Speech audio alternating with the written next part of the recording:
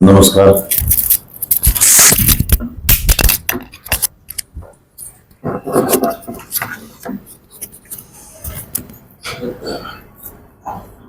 काल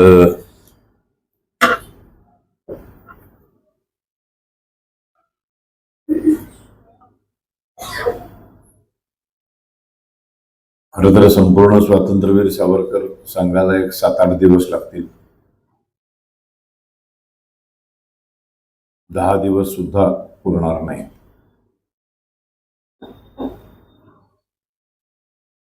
पण महत्वाचं काय आहे, सावरकर आजच्या काळामध्ये कसे अंमलात आणायचे. काळ बदलतो,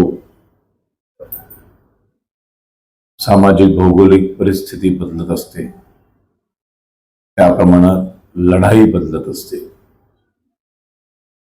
रणांगण बदलत असतं, शस्त्र बदलत असतात. सावरकर हेच सांगायचे की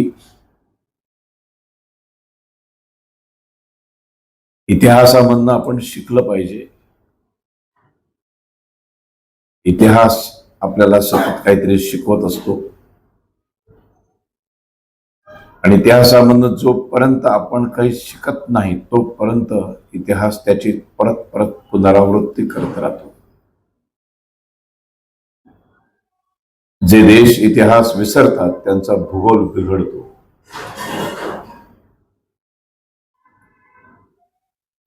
आपल्या अखंड हिंदुस्थानचं 82 दशलक्ष पर्व क्षेत्रफळ इतकं क्षेत्रफळ होतं.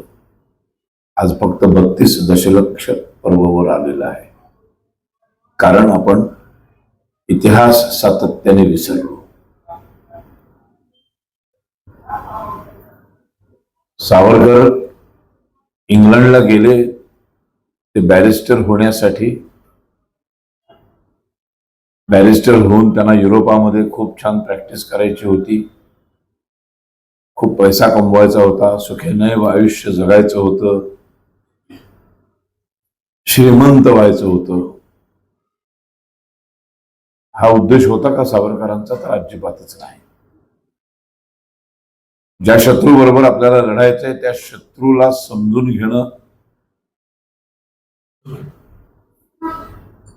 आणि मग शत्रूशी लढताना आपल्याला खूप सोपं जाईल, या एकमेव उद्देशाने माणूस इंग्लंडमध्ये गेला.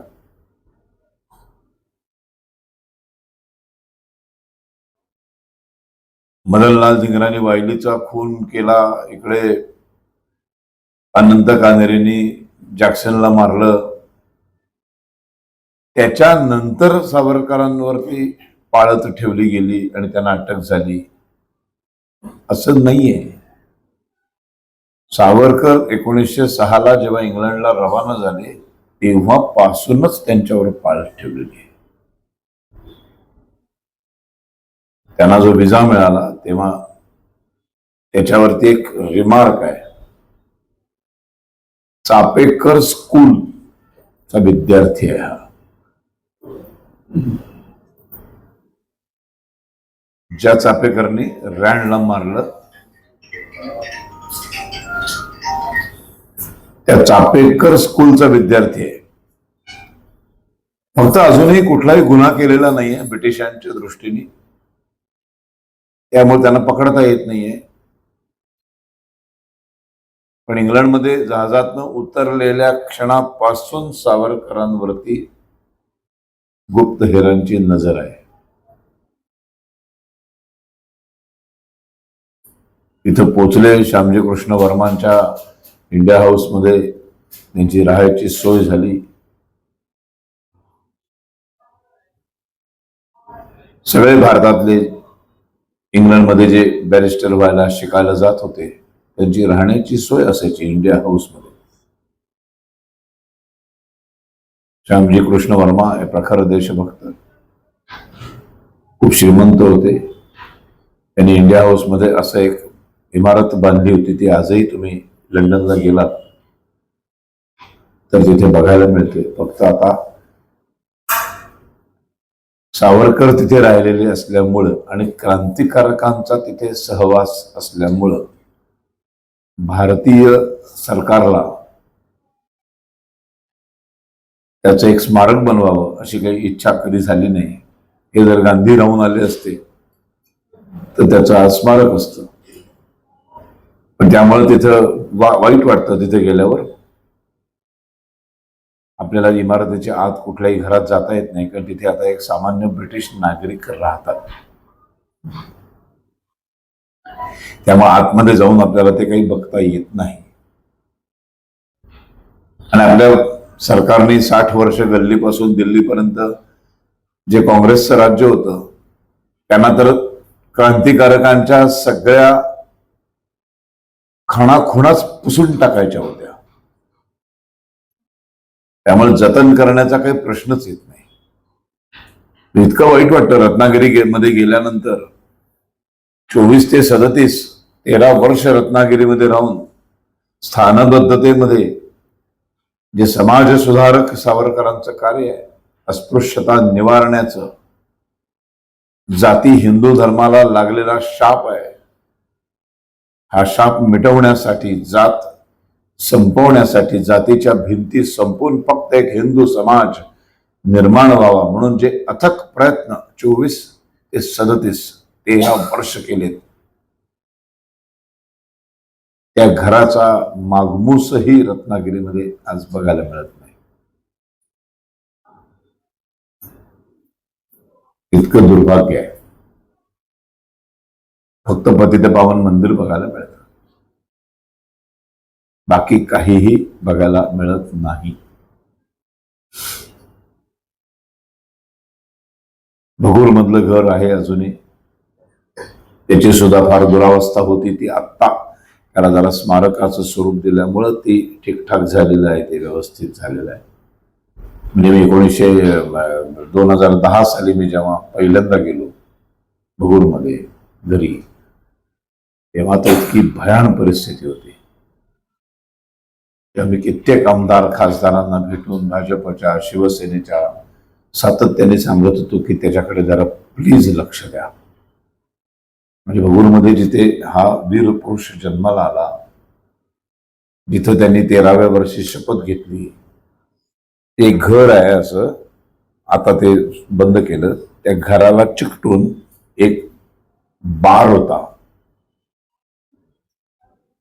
सावरकर, स्वातंत्र्यवीर सावरकरांच्या जन्म ठिकाणच्या घराच्या बाजूला एकच भिंत आहे. म्हणजे बार आणि सावरकरांच्या घरामध्ये एकच भिंत आहे. बार मधनं असे दारू पिऊन तर्र झालेली माणसं बाहेर पडताना दिसायची. इतकी भयानक परिस्थिती होती. आता बऱ्यापैकी चांगली झाली. आता ते छान स्मारक तयार झालंय. ते आहे त्या अवस्थेमध्ये, पण त्याला आता चांगली डागडुजी करून ते व्यवस्थित ठेवलं गेलेलं आहे. आणि आता बरीच मंडळी पण तिथे जाऊ लागले. आम्ही स्वतः तिथे एक वीरबाजी यात्रा काढतो, तेव्हा आम्ही सगळ्यांना घेऊन जातो तिकडे. काही आपल्याला जतनच करायचं नाही. छत्रपती शिवाजी महाराजांचं काही जतन करायचं नाही, बाजीराव पेशव्यांचं काही जतन करायचं नाही, हिंदू धर्मासाठी जे जे लढले त्यांचं काही जतनच करायचं नाही, ज्यांनी ज्यांनी हातामध्ये शस्त्र घेतले त्यांचं काही जतनच करायचं नाही. असं एक भयान 60 वर्ष राज्य केलं गेलं देशामध्ये काँग्रेसचं. आत्ता थोडे थोडे बदल व्हायला लागले. पोर्ट ब्लेअरचं नाव आत्ता बदललं, विजयपुरम झालं. हॅवलॉक आणि नील नावाची जी बेटं होती त्याला आत्ता स्वराज आणि शहीद अशी नावं मोदी सरकारने दिली. किंवा ते समोरचं बेट कुठलं, नाही ते आधी कुठलं नाव होतं ना, रॉक आयलंड, रॉस आयलंड. ती इथली अंदमान निकोबारची ब्रिटिशांची राजधानी होती. माणसाला जनावराप्रमाणे वागवून जनावराप्रमाणे मारणं हिंस्त्र श्वापदांना खाण्यासाठी जिवंत माणसाला झाडाला लटकवून निघून जाणं, इतके क्रूर कर्मा त्यांची नावं आहेत ही. हे रॉस, हॅवलॉक, नील.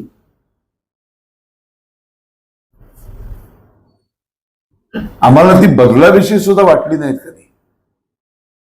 आत्ता मोदी सरकार आल्यानंतर हे सगळे बदल घडायला सुरुवात झाली. आता पहिल्यांदा स्वातंत्र्यवीर सावरकरांचा एक सुंदर असा पुतळा त्या एअरपोर्टच्या विमानतळाच्या बाहेर दिसायला लागला. नाहीतर हे सगळं संपूर्णच टाकायचं होतं. इंग्लंडमध्ये उतरले तात्या, मग इंडिया हाऊस मध्ये गेले आणि तिथे हळूहळू हळूहळू सेनापती बापट, मादाम कामा, अय्यर, मदनलाल धिंगरा अशी सगळी मंडळी त्यांना भेटायला सुरुवात झाली. हळूहळू इथे शिक्षण घेत असताना मुळात आपण इथे कशासाठी आलोय, मुख्य उद्दिष्ट बॅरिस्टर होऊन पैसा कमवणं हे नाहीच आहे. मुख्य उद्दिष्ट आहे ब्रिटिशांना समजून घेणं. मग पार्लमेंटमध्ये मला जायचंय, मला ब्रिटिश पार्लमेंट कसं चालतं ते बघायचंय. मग आता ते कोण दाखवणार? भारतातनं शिकायला आलेल्या मुलाला ब्रिटिश पार्लमेंटमध्ये प्रवेश कसा मिळणार? इच्छा म्हणून दाखवली लोकमान्य टिळकांकडे. गुरु एक एक 101 गुरु मिळालेले. टिळक म्हणाले काळजी करू नकोस, भारतामध्ये माझं केसरी नावाचं वर्तमानपत्र अत्यंत लोकप्रिय आहे आणि कुठल्याही पार्लमेंटमध्ये एक पत्रकार कक्ष असतो. त्या पत्रकार कक्षामध्ये पत्रकारांना प्रवेश असतो. मी तुला रेतसर केसरीचा पत्रकार म्हणून पत्र देतो, ते पत्र घेऊन तुला कोणी अडवणार नाही. आणि मग सावरकर त्या पत्रकार कक्षात मध्ये बसून त्यांनी ब्रिटिश पार्लमेंट कसं चालतं ते पाहिलं, जवळून पाहिलं. ब्रिटिशांच्या कायद्याचा अभ्यास करत होते. 1857 50 वर्ष पूर्ण झाली. 6 ला गेले, 7 साली 50 वर्ष झाली. आणि ब्रिटिशांनी त्याला एक सैनिकांचं बंड अशी त्याची कुचेष्टा केली. त्या सावरकर संतापले, म्हणाले नाही, हे सैनिकांचं बंड नाही आहे, हा स्वातंत्र्याचा लढा आहे. आणि मग 1857च्या संदर्भातली सगळी कागदपत्र ब्रिटिशांच्या लायब्ररीमधनं शोधून काढून त्याचा अभ्यास करून, म्हणजे एकीकडे बॅरिस्टरचं शिक्षण घेत असताना, बॅरिस्टरचं शिक्षण म्हणजे 1 तासभर अभ्यास केला की झालं असं नसतं. प्रचंड अभ्यास करावा लागतो बॅरिस्टर होण्यासाठी. महाविद्यालयानंतर दिवसभर सतत अभ्यास केल्यानंतर काही लोक बॅरिस्टर होऊ शकतात. आता IAS वगैरे परीक्षा देतात ना, इतकी ती भयंकर मोठी परीक्षा होती ज्याला प्रचंड अभ्यास करायची गरज असायची. त्यामुळे तो सगळा अभ्यास ते करतच होते. पण ते करत असताना सातत्याने ब्रिटिशांच्या लायब्ररीज मध्ये जायचं आणि मग तिथे शोधून काढायची. 1857 बद्दल जी माहिती मिळेल ती सगळी शोधून काढून त्यांनी इंग्लंडमध्ये बॅरिस्टरचं शिक्षण घेत असताना 1857चं स्वातंत्र्य समर हा ग्रंथ लिहून काढला. हा ग्रंथ लिहून काढल्यानंतर तो आता प्रकाशित करायला कोणी तयार नाही. याचा एक फार मोठा प्रवास आहे. त्याची ओरिजिनल कॉपी एका मित्राकडे दिली. मग तो ग्रंथ आपल्या दुसऱ्या मित्रांच्याकडनं तो फ्रान्समध्ये पाठवला की फ्रान्समध्ये त्याचं कोणी छापेल का. पण फ्रान्सच्या लोकांना तिथे तो छापण्यासाठी तो एक काय म्हणतात त्याला, ती पूर्वी अक्षर जुळणी करायची बघा, हा ऑफसेट ना, हा, तर तो फ्रान्स आहे ना ते, तर तिथे हे इंग्रजीचं कसं छापणार, ते मिळालंच नाही त्यांना, तिथे ते छापू शकले नाही. तोपर्यंत ब्रिटिशांमध्ये म्हणजे हे पुस्तक जर आता पुस्तक रूपात छापून येत नसेल तर काय करावं, तर यातली काही पानं लेख स्वरूपामध्ये छापायला सुरुवात केली. आणि मग ब्रिटिशांच्या लक्षात आलं की हे जर पुस्तक उद्या भारतामध्ये पोचलं, भारतीय क्रांतिकारकांच्या हाताला लागलं,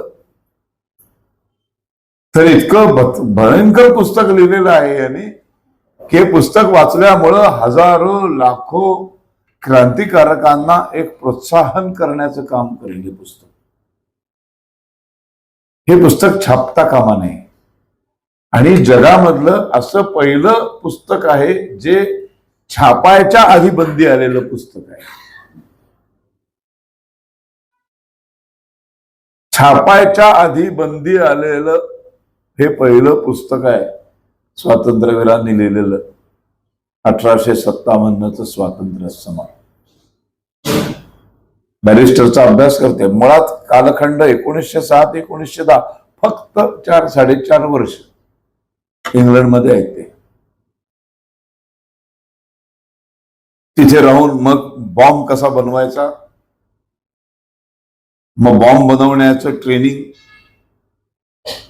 मग बॉम्ब बनवण्यासाठी रासायनिक काय काय प्रक्रिया करावी लागते त्याची पुस्तकं शोधून काढणं, ते अभ्यास करणं, मग तो सगळा माल जमा करणं, आणि मग रात्रीच्या अंधारामध्ये सगळ्या खिडक्या पडदे लावून त्या इंडिया हाऊसच्या मधल्या तळघरामध्ये जाऊन तो बॉम्ब बनवण्याचं ट्रेनिंग देणं,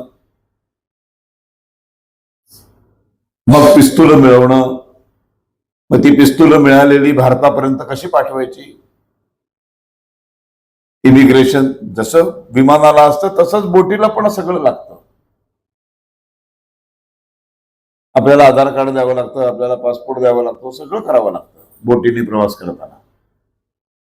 मग हे पाठवणार कसं? मग फ्रेंच नॉवेल्स विकत घ्यायची, जर्मन भाषेतली नॉवेल्स विकत घ्यायची, कादंबऱ्या विकत घ्यायच्या, जेवढ्या मोठ्या तेवढ्या सोयीच्या असायच्या. त्या वरची काही पानं तशीच ठेवायची, खालची काही पानं तशीच ठेवायची. त्याच्या मधल्या भागामध्ये बंदुकीला ठेवून अशी पेन्सिलीने हे करून तेवढाच खड्डा खणायचा, तेवढंच कटिंग करायचं पानांचं, त्याच्यात ते पिस्तूल असं लपवायचं. ते पिस्तूल लपवल्यानंतर वर्ण खालनं पुन्हा फ्रेंच जर्मन भाषेतली ती पानं कादंबरीची, त्याच्यावरती वेगळंच एका कुठल्या तरी पुस्तकाचं छान मुखपृष्ठ चिकटवायचं. असल्या नाना तऱ्हेच्या भानगडी करून सुरक्षितपणे सगळ्या सुरक्षा व्यवस्थेतून 12 ब्राउनिंग पिस्तूल भारतात पोचली. इथं ती बाबाराव सावरकर मोठ्या भावाने ती ताब्यात घेतली. ती ताब्यात घेतल्यानंतर त्याच्यातल्याच एका पिस्तुलाने अनंत कानेरेने जॅक्सनला मारला. 17 वर्षाचा तरुण मुलगा अनंत कानेरे, अत्यंत देखणा दिसायला, हँडसम बॉय. तो जेव्हा आला बाबारावांकडे, विनायक इंग्लंडमध्ये होता, तिकडे मोठे बंधू, मला क्रांतिकारक व्हायचे. 17 वर्षाचा मुलगा, अत्यंत सुंदर दिसायचा. बाबाराव म्हणाले, प्रत्येकाने क्रांतिकारक व्हायची गरज नाहीये, इतका छान दिसतोस, तुला नाटक कंपनीमध्ये मी चिकटवतो. बालगंधर्व नाटक कंपनी, किर्लोस्कर नाटक कंपनी, या 2 फार मोठ्या नाटक कंपन्या होत्या. आणि त्या काळामध्ये बायका नाटकात काम करत नसत, पुरुष स्त्री पात्र करायची. त्यामुळे असे जे नाजूक आणि देखणे पुरुष आहेत त्यांना तिकडे डिमांड होता स्त्री पात्र करण्यासाठी. तर ते म्हणाले की मी तुला किर्लोस्करांकडे, बालगंधर्वांकडे, माझ्या शब्दाला तेवढं वजन आहे, मी तुला पाठवतो, तिकडे तुला मिळेल. नाही म्हणाला, मला इतकेच करायचंय. परीक्षा घेतली गेली. जॅक्सनला मारायचं कोणी? जेवढे अभिनव भारत संघटनेमध्ये तरुण होते ते सगळे हिरिरीनं, काय स्पर्धा आहे, मला मारायचंय, मला मारायचंय. मारायचं म्हणजे ते काय कोंबडी मारायची तर झुरळ मारायचंय? मारायचंय म्हणजे स्वतःहून फाशीची माळ गळ्यात घालून घेण्यासारखं होतं. कारण मारल्यानंतर पकडले तर जाणारच 100%, कुठे पळून जाणार. आणि पकडले गेल्यानंतर फाशी, दुसरं कुठलीही शिक्षाच नाही. हे माहीत असून सुद्धा तरुण मुलांमध्ये ही चढावड होती. मग इतक्या लोकांच्या हातात पिस्तूल कसं देणार? कोणाला तरी एकाला द्यायला पाहिजे. म्हणून मग परीक्षा घेतली गेली. मी कंदील ठेवलेला होता, या कंदिलाची काच आहे, त्या काचेला असं हाताने धरा, आम्ही जाऊन येतो बाहेर. की गेले बाबाराव बाहेर कुठल्या तरी कामाला निघून. प्रत्येक मुलगा याचा कंदिलाच्या काचेला धरा, चटका बसला की हात काढायचा. दुसरा मुलगा हात चटका बसला की हात काढायचा. अनंत कानरीची वेळ आली, या 17 वर्षाच्या मुलांनी जी काच धरली ती काढलीच नाही. चटका बसून हात जळला, हातातनं रक्त व्हायला लागलं. त्या रक्ताच्या व्हायला लागल्यामुळं कंदिलाची काच फुटली आणि आहे भिजली, पण हात हलला नाही. बाबाराव येऊन बघता तर काय भयानक. पटकन जवळ घेतलं त्याला, त्याची शुश्रूषा केली, हाताला बँडेज वगैरे सगळं बांधलं. काय वेळायच का म्हणाले. मला नाही, मला क्रांतिकारक, मी म्हटलं तुम्हाला मी काय वाटेल ते करायला तयार आहे. एवढा विश्वास संपादन केल्यानंतर हात बरा झाला, हातात पिस्तूल निर्मळचा. आणि मग नाशिकच्या त्या सिनेमा गृहामध्ये तो आलेला असताना त्याला त्याने गोळ्या घातल्या.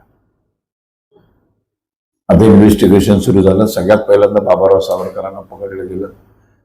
त्यांना शिक्षा झाली जन्मठेपेची. त्यांना कुठे पाठवलं कोणालाच माहित नाही.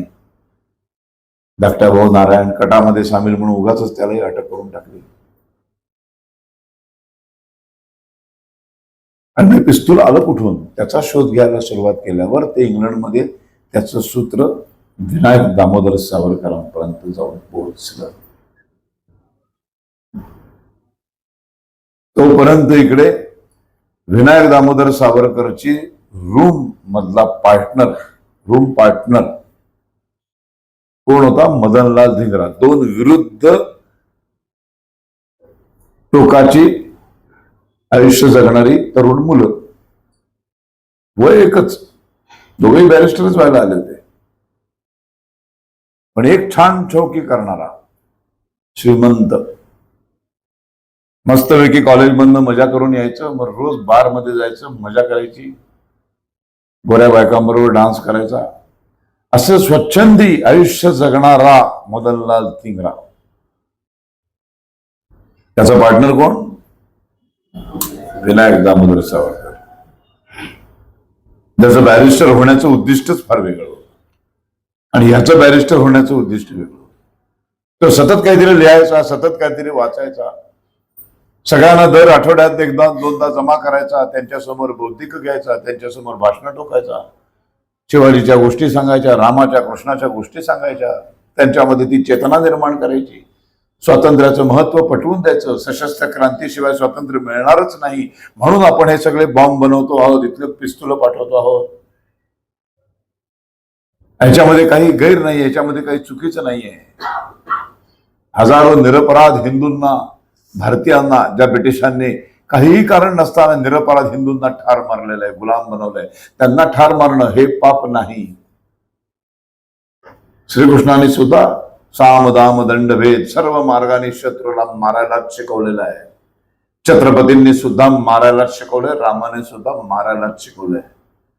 असे कार्य चालू असताना एक मदनलाल धिंगरा, त्याला काय पुढे काय वेळ चाललंय सगळं. पण सतत आपला भाऊ बरोबरचा निष्ठेने कोण, आपल्या बरोबरचा मित्र हे काहीतरी करतोय, हे सतत बघून बघून बघून एक दिवस मदनलाल धिंगरा म्हणाला, तुझ्या आज भाषणाला मी थांबतो. एक टर्निंग पॉइंट असतो प्रत्येकाच्या आयुष्यात. आणि सावरकरांच्या व्याख्यान आणि सावरकरांच्या वाणीमध्ये इतकी ताकद होती.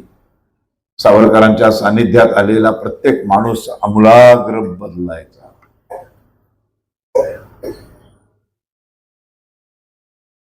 जसं तो इथून निघाले शिक्षणासाठी इंग्लंडला, 30 दिवसाचा प्रवास, त्याच्यात एक पंजाबी मुलगा, त्या काहीतरी राम सिंग त्याचं नाव आहे, हरनाम सिंग, तो पण निघालाय ब्रिटिश व्हायला, ब्रिटिशांच्या देशात बॅरिस्टर व्हायला. 5-6 दिवस झाल्यानंतर त्याला आईची आठवण यायला लागली. बोटीवरती रडायला लागला. विनायक, मला काय झालं रे? मला आईची खूप आठवण येते. खरं तर आम्ही खूप श्रीमंत आहोत पंजाबमध्ये, आम्हाला काय गरज नाही बॅरिस्टर वगैरे होण्याची. त्या आईला सोडून मला काही राहता येणार नाही. मी आपला पुढच्या बंदरात उतरतो, दुसरी बोट पकडतो आणि जातो परत घरी. विनायक म्हणा, ठीक आहे, आता तर नाही ना उडी मारणार, उद्या सकाळपर्यंत बंदर याची वाट तर तुला बघावी लागेल.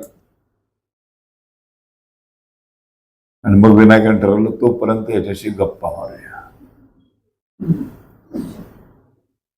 आणि मग रात्रीच्या गप्पा, आता उद्या तू जाशील, परत आपली भेट होईल न होईल माहित नाही, कारण मी वेगळ्याच कामासाठी चाललेलो आहे. माझं आयुष्याचं काय होईल मलाच माहित नाही, मी परत येईन की नाही तेही मला माहित नाही. आणि मग गप्पा मारायला सुरुवात केल्यावर दोघेही समवयस्क आहेत, 23-24 वय आहे. आणि विनायक त्याला म्हणतो, आईची आठवण आल्यामुळं इतका व्याकुळ झालायस. मला पण माझ्या आईची आठवण येते. जे अशा हजारो तरुण मुलं आहेत त्या सगळ्यांना आपापल्या आईची आठवण येत असते. पण तुला माहितीये का रे, आपली जन्मदात्र्या आई पेक्षाही एक मोठी आई आहे. तुझी जन्मदात्री आहे ना, ती 9 महिने उदरामध्ये वाढवते, मग पुनर्जन्माच्या वेदना सहन करून आपल्याला जन्माला घालते. जन्माला घातल्यानंतर अंगावरचं दूध पाजते. मग हळूहळू आपण मोठे व्हायला लागतो. मग एक दिवस तिच्या आधाराने उभे राहतो आणि मग एक दिवस आपल्या पायामध्ये एवढी ताकद निर्माण होते की आपण जन्मदात्या आईचा हात सोडतो आणि आपण एकटे आपल्या पायावर उभे राहतो. आपल्याला असं वाटतं की आपण एकटे आपल्या पायावर कोणाचाही आधार न घेता उभे आहोत, पण असं नाहीये. ज्या दिवशी ज्या क्षणी आपण जन्मदात्या आईचा आधाराचा हात सोडतो त्या क्षणी एक अदृश्य हात आपल्याला पकडतो. तो मरेपर्यंत सोडत नाही. तिचं नाव आहे भारत माता,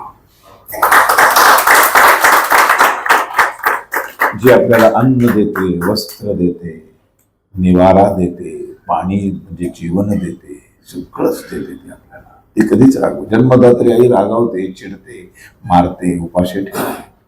भारत माता कधीच रागवत नाही, कधीच चिडत नाही. मुलं कशीही वागू दे, कितीही वाईट वागू दे, चुकीची वागू दे, प्रत्येकाला ती अन्न देते, प्रत्येकाला ते वस्त्र देते, प्रत्येकाचा निवारा ती घट्ट पकडून ठेवते. ती कधीच हात सोडत नाही. तू तुझ्या आईला जाऊन भेटशील तर तुझी आई, माझी आई, अशा हजारो तरुणांच्या आया ची जी एक आई आहे, या समस्त 25-30 करोड भारतीयांची जी आई आहे, ती वेगळ्या गुलामीत आहे रे. ती मुक्त नाहीये, ती साखळदंडांमध्ये बांधली गेलेली आहे. कोणीतरी स्वतःच्या तालावर तिला नाचवते, तिच्यावर ओरखडे मारते, तिला यातना देते, तिला त्रास देते.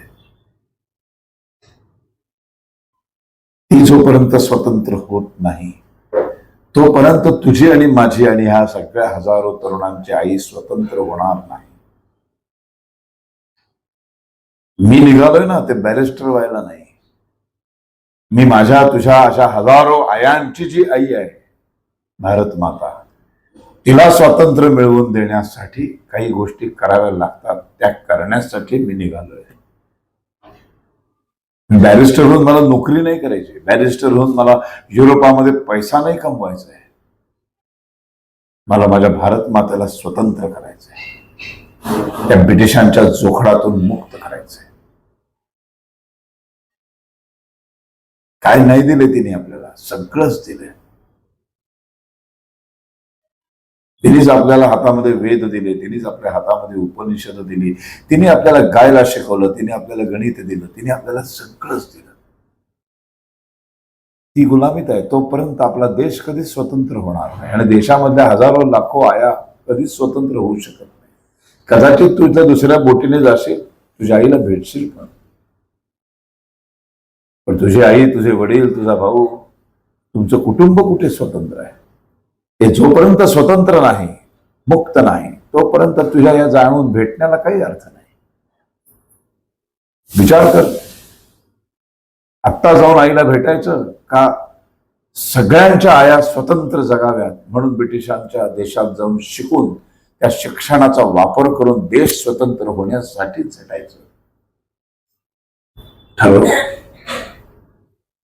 निघतो, झोप आले, रात्री उशीर झालाय, मी काही सकाळी लवकर उठणार नाही, तुझं बंदर लवकर येईल सकाळी, भेटू परत कधी संधी मिळाली तर, असं म्हणून विनायक निघून गेला. तो हरिनाम सिंग डोकं खाजवत बसला. विनायकाला वाटलं हा जाणार सकाळी उठून. सकाळी सकाळी त्या बोटीच्या अशा छोट्या छोट्या खोल्या असतात, त्या खोल्यांवरती एक थाप पडली. दरवाजा उघडून बघतो तर हरिनाम रडत होता. घट्ट मिठी मारली. म्हणाला, विनायका, बंदर केव्हाच गेलं, थांबलोय मी. आता तू माझ्या वयाचा जरी असलास, माझा मित्र जरी असलास, तरी मी तुझा शागिर्द बनलोय. आता तू म्हणशील ते करायला तयार आहे. त्यानंतर तो हरिनाम, अशी एक एक माणसं विनायकाच्या सानिध्यात. एक गोष्ट अशासाठी सांगितली की विनायकाच्या सानिध्यात येणाऱ्या प्रत्येक माणसाचं असं जीवन अमूलाग्र बदलून जायचं. असा असतो. रोज काहीतरी मोह माया दाखवत असेल की नाही. तो दोन मित्र, तुम्ही इमॅजिन करा, दोन मित्र आहेत, एक रूम पार्टनर आहेत. संध्याकाळी रूम मध्ये आले की सकाळपर्यंत, पुन्हा महाविद्यालयात जाईपर्यंत दोघे एकत्र आहेत. गप्पा तर होणार ना. भले तो मजा मारून येत असेल, कधीतरी म्हणाला असेल एकदा वाईन पिऊन बघ,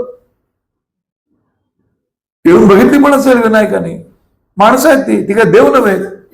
हे महापुरुष देव नाहीत, सगळे माणसं आहेत.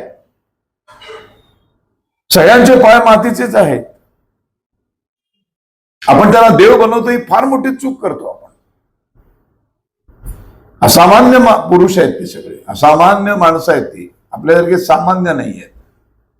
मोठी आहेत म्हणून महापुरुष म्हणतो आपण त्याला, पण ते पुरुषच आहेत, ती माणसंच आहेत. महामानव म्हणतो आपण, पण पुन्हा मानवच म्हणतो. महादेव नाही म्हणत, महापरमेश्वर नाही म्हणत. माणसं आहेत सगळी. मोह झाला असेल. आता काही लोक विचारतात की तुम्ही हे बोलताय, हे असं कुठे लिहिलेलं आहे का? असं सगळं लिहिलेलं नसतं.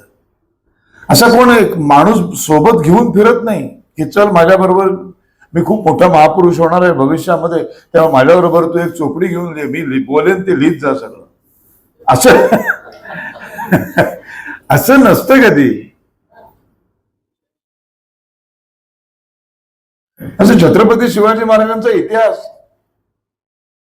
ज्यांनी कोणी त्यांना बघितलं, त्यांना समोर अनुभवलं, त्यांना जे काय वाटलं ते त्यांनी लिहून ठेवलंय. आणि शेवटी ना त्या आंधळ्यांच्या आणि हत्तीच्या गोष्टीसारखं ही भानगड आहे.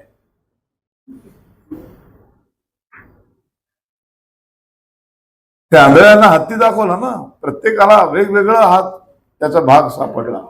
कोणी पाय पकडला तो म्हणाला असा असा हत्ती असणार, कोणी शेपूट धरली तो म्हणाला असा असतो हत्ती, कोणी सोंड, कोणी ते सोळा धरला, कोणी कान पकडले. प्रत्येक हत्ती तोच आहे हो. प्रत्येकाला वेगवेगळा दिसला त्याच्या त्याच्या आकलन क्षमतेनुसार. त्यामुळे इतिहास हा असा लिहिला जातो, प्रत्येकाला जसं दिसतं, तो जिथून बघतोय तिथनं त्याची पोझिशन फार महत्वाची असते. म्हणून एवढी रामायणं झाली. किती रामायण आहेत, किती प्रकारची रामायणं लिहिली गेली. आणि मग माणसं त्या महापुरुषाच्या, त्या नायकाच्या प्रेमात पडतात. आणि मग प्रेमातून कधी कधी दोन गोष्टी जरा जास्तच लिहिल्या जातात इतिहासाच्या पुस्तकात. खरंच सांगतो, दोन फटके चापकाचे मारले असतील तर तो जरा प्रेमाने चारच लिहून टाकतो.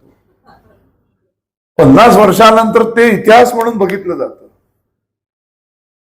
म्हणून इतिहास हा सतत बदलत असतो. इतिहासाचं अवलोकन सतत बदलत असतं.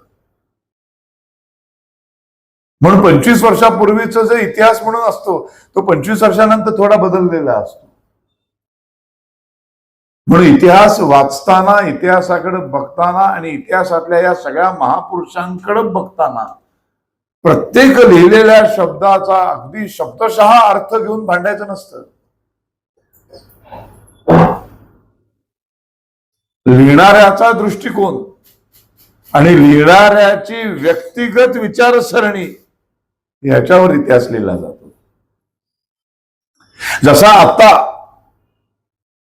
जे हिंदू मुस्लिम भाई भाईच्या प्रेमात आहेत, त्या सगळ्यांना मनातून वाटतंय की शिवाजी महाराज हे सेक्युलर आहेत, किंवा सेक्युलर असायला पाहिजे. शिवाजी महाराजांनी सेक्युलर असायला पाहिजे. शिवाजी महाराजांच्या सैन्यामध्ये 30-40% मुसलमान असायला पाहिजे. खरे आहेत का? तर नाही आहेत, पण त्यांना वाटतंय, कारण त्यांची विचारसरणी तशी आहे.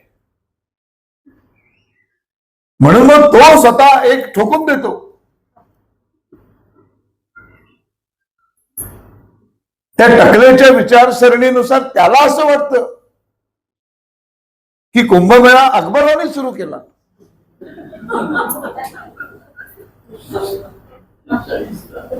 म्हणून तो त्याच्या पद्धतीने इतिहास म्हणून तो सांगून टाकतो.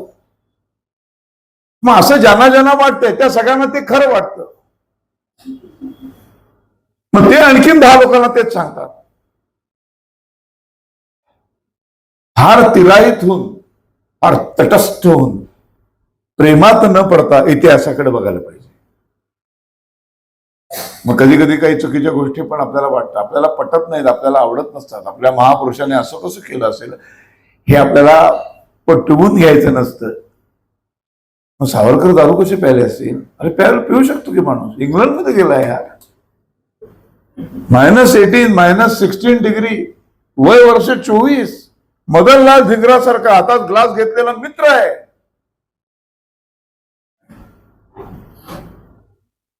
का नसेल? पण काय चूक आहे त्याच्यात?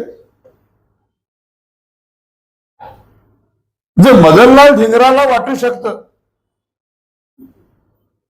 की आता विनायकाबरोबर राहावं आणि विनायकाला विचारावं, आता मला काहीतरी सांग, मला काहीतरी करायचंय तुझ्यासारखं देशासाठी, हा जर त्याचा बदल होऊ शकतो, तर कधीतरी विनायकाला पण वाटू शकतं की एवढं आलोय आयुष्यात, तर एकदा ह्याच्या बरोबर पण जाऊन बघावं. हा रोज कुठे जातो? हा गेला असेल की विनायक. आता हे सगळं कोण लिहून ठेवतं काय वही घेऊन? कदाचित आता ह्याच्या पुढे जे महापुरुष जन्माला येतील ते कदाचित हे करू शकतील. हल्ली ती पद्धत आहे. एक सोशल मीडियावाला बरोबर असतो, हगला पागला मुतला तो व्हिडिओ काढतच असतो. ह्याच्या पुढं म्हणजे आता 2025 2080 ला वगैरे कदाचित कोणीतरी एक महापुरुष म्हणून त्याचा उदय होईल. त्याचा इतिहास कदाचित लिहिलेला कसा व्हिडिओ सकट दिसेल आपल्याला.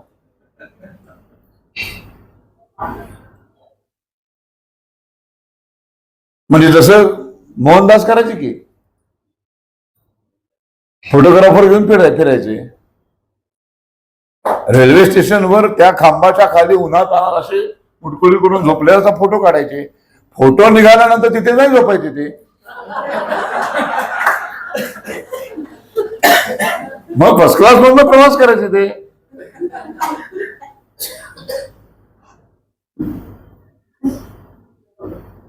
सामान्य बोगीतून गांधींनी प्रवास केला एवढंच लिहिलं जायचं. अरे पण ते ज्या सामान्य बोगीत चढायचे त्या बोगीत दुसऱ्या कोणाला चढू दिलं जात नव्हतं. हे करत राहिलास तर तुझं जे उद्दिष्ट आहे, जे 13व्या वर्षी जी शपथ घेतलीस ती पुरी होणार नाही. आणि मग स्वतःला थांबवणं. इथे मदनलाल धिंगरा आणि सावरकर मध्ये तफावत दिसते. म्हणून तो मोठा असतो कोण? विनायक. म्हणून तो महापुरुष असतो. खूप लोक मला म्हणतात की अंदमानमध्ये काय फक्त सावरकर होते काय? असे अनेक कैदी होते, त्यांच्याबद्दल त्यांच्याबद्दल काय बोलणार?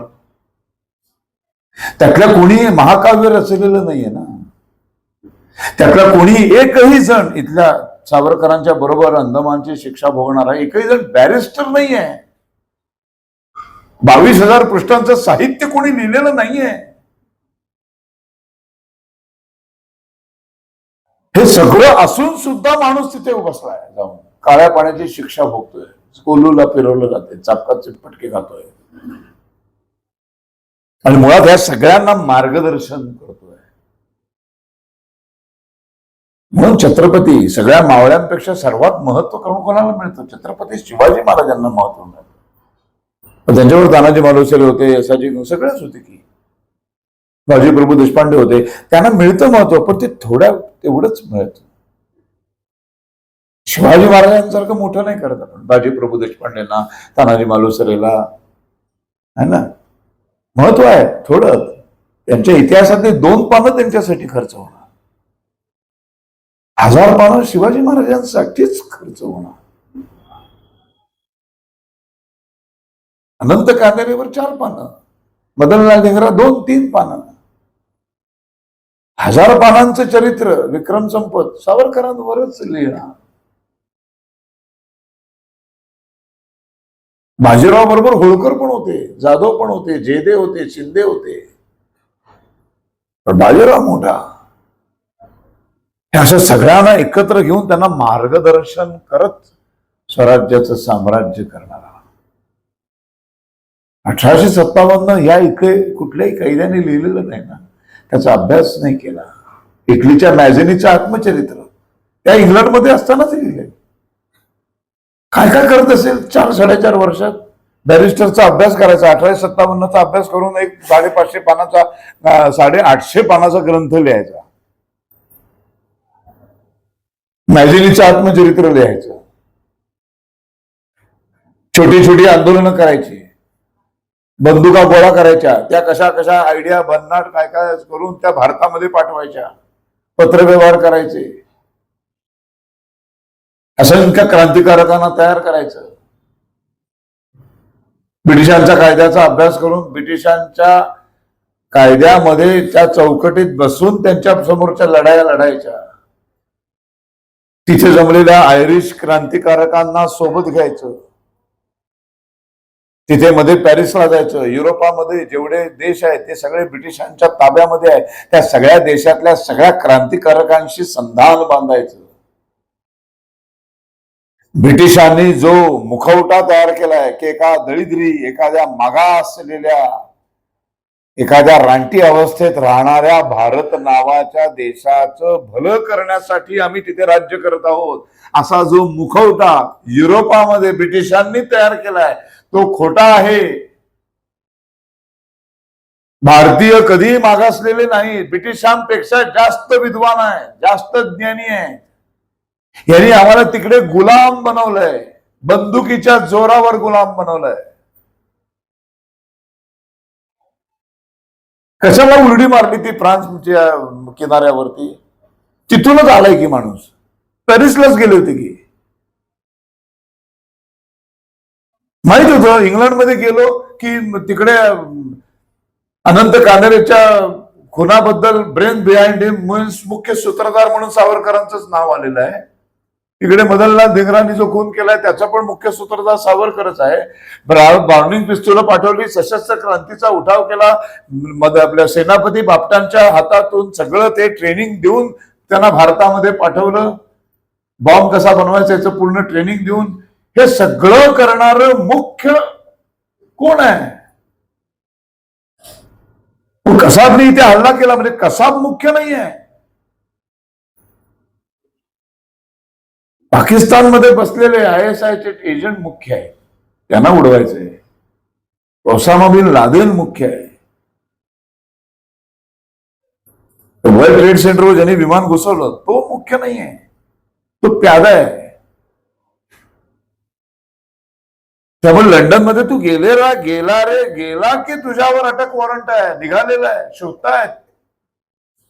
आपल्यासारखे ब्रिटिश पोलीस शोधतायत. माहिती आहे मी गेलो की पकडला जाणार आहे. मादाम कामत सांगतायत, अय्यर सांगतायत, श्यामजी कृष्ण वर्मा परोपरीने सांगतायत नको जाऊस, इथेच राहा, इथे मुक्त आहेस तू. या देशात ब्रिटिश येऊन तुला पकडू शकत नाही. काय म्हणाले? मी क्रांतिकारकांना शिकवलं की कधी ना कधीतरी क्रांती युद्धामध्ये उडी मारलेली आहेत, कधीतरी पकडले जाणार आणि पकडले जाल तेव्हा अनन्वित यातना तुम्हाला सहन कराव्या लागतील. त्यासाठी शारीरिक आणि मानसिक तयारी मी तेव्हा त्यांची करून घेतली. आणि आता मला पकडण्याची वेळ आली तेव्हा मी घाबरू, मला पकडतील म्हणून मी इथून जायचं नाही असा निर्णय घेऊ? शी. बरं मी पकडला गेलो नाही म्हणून कुणालाच पकडणार नाही असं होणार नाहीये. कुणाला तरी इंडिया हाऊस मधल्या माझ्या भारतीय तरुणाला बळीचा बकरा बनवणार, मी यावं म्हणून त्याचे अनन्वित अत्याचार त्याच्यावर करणार, जो निरपराध आहे. मी जर सूत्रधार आहे तर त्याची संपूर्ण जबाबदारी घ्यायची हिंमत पण माझ्यामध्ये आहे. मला माहिती आहे, मला पकडल्या गेल्यानंतर एकदा फाशी होईल किंवा जन्मठेप होईल. दुसरी कुठली शिक्षा असणार या सगळ्या गुन्ह्यांना? एकमेव शिक्षा, फाशी. जशी बदललाल धिंगराला दिली. कोणाचंही ऐकलेलं नाहीये.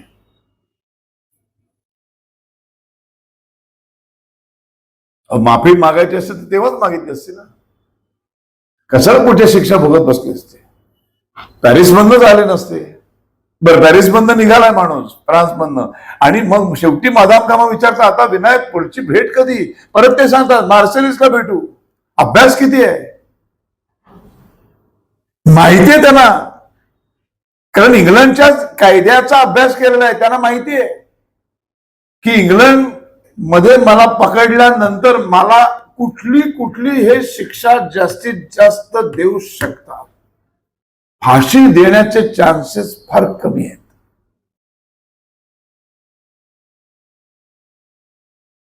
सैनिक मारले ना एवढा विद्रोह होत नाही, सेनापती मारला की विद्रोह होतो. चर्चा झाली नसेल सावरकरांना पकडल्यानंतर यांना फाशी द्यायची का काय म्हणून? झाली ब्रिटिश अधिकाऱ्यांमध्ये चर्चा.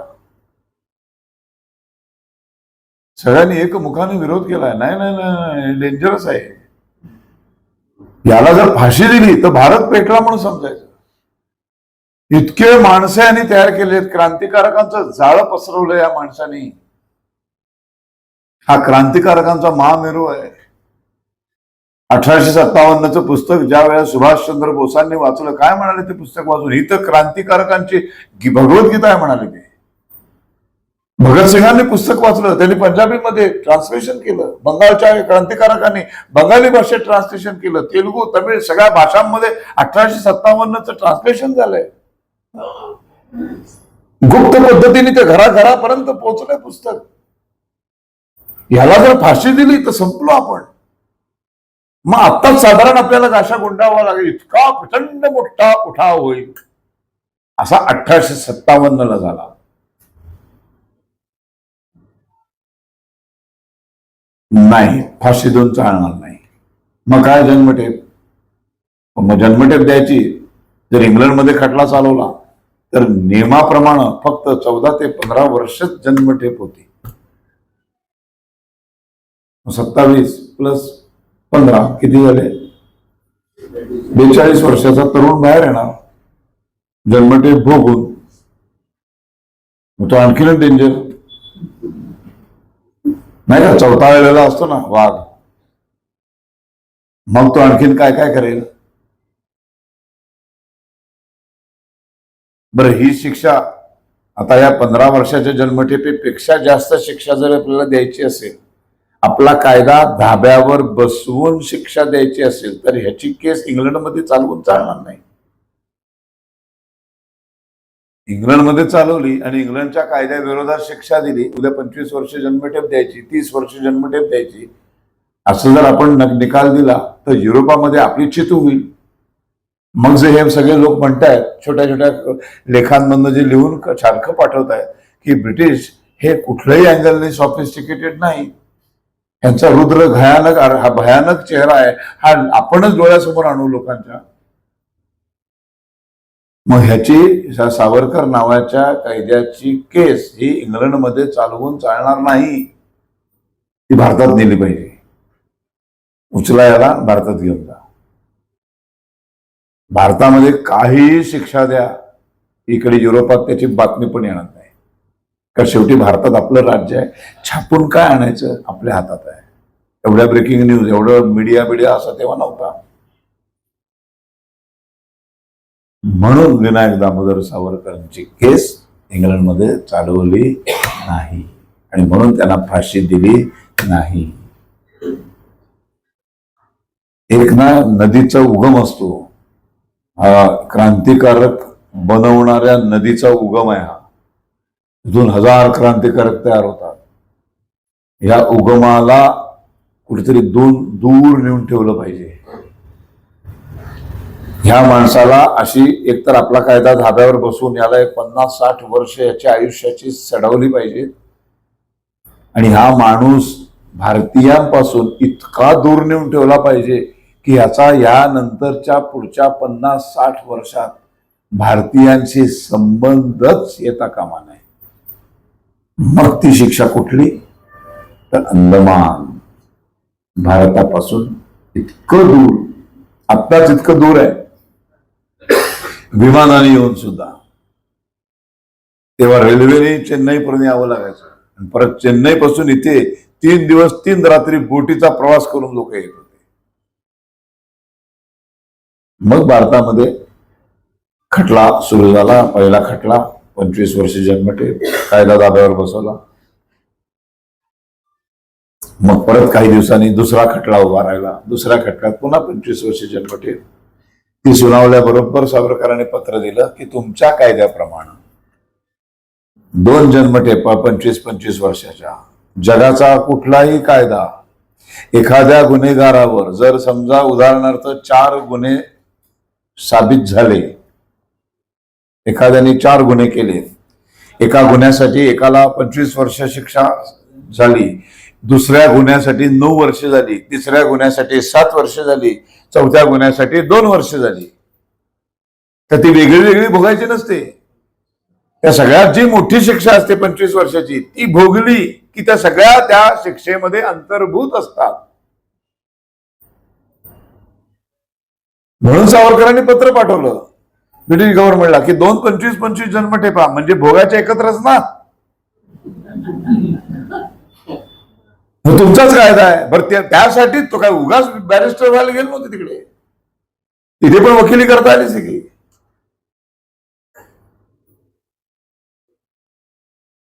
तेव्हा परत तो नियम धाब्यावर बसवला आणि जज हसत हसत म्हणाला, सॉरी, तुमच्या बाबतीत सगळे नियमच वेगळे आहेत.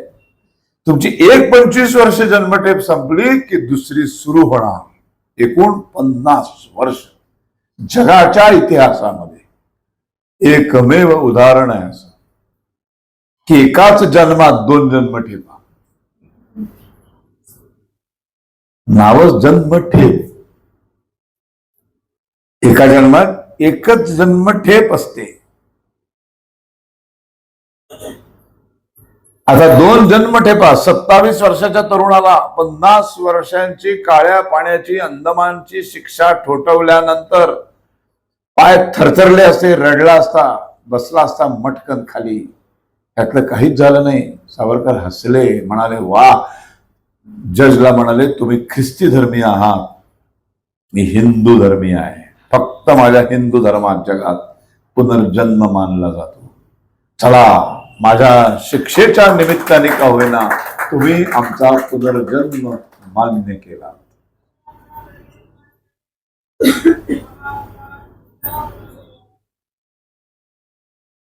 सुरू झालं शिक्षा भोगायला. जेव्हा त्याला तिथून आणलं तेव्हा त्यांना ती जागतिक उडी फ्रान्सच्या मार्सेलिसची. किती दुर्भाग्य आहे आपलं खरंच. का सावरकर सुटू शकले नाही तिथं?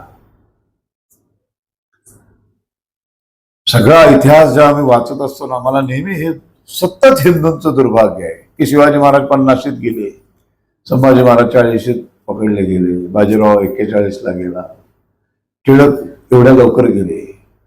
टिळक सुद्धा जर जगले असते ना 1919ला गेले, त्याच्या 1940 पर्यंत, तर देशही आधी स्वतंत्र झाला असता आणि मोहनदास नावाची भानगडच आली नसती.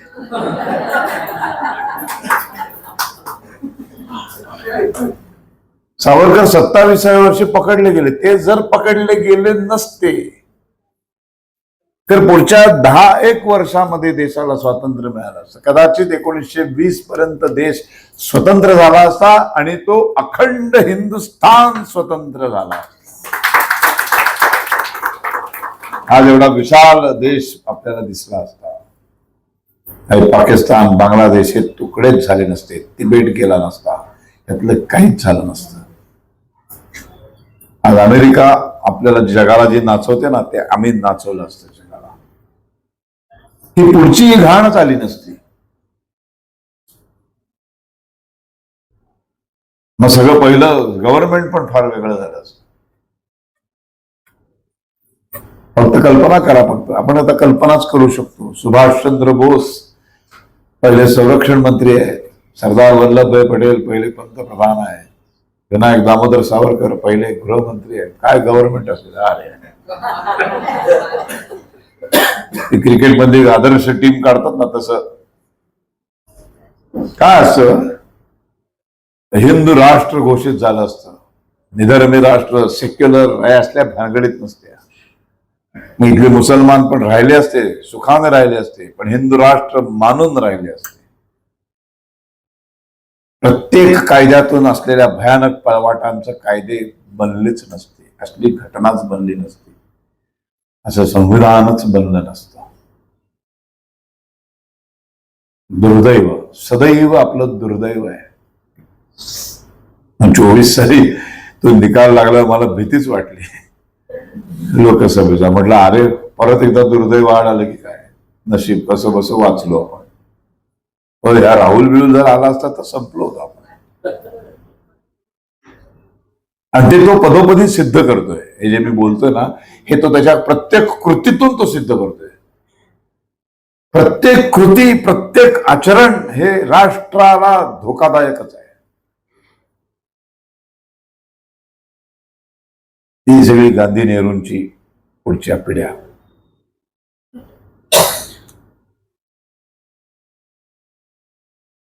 पाठवलं अंदमानमध्ये, निघाले, कोंबलं त्या बोटीमध्ये. त्या प्रवाशांची बोट, त्याच्या खाली एक तळघर असतं, 25-30 माणसं राहू शकतात. तिथे 100 कैदी कोंबले.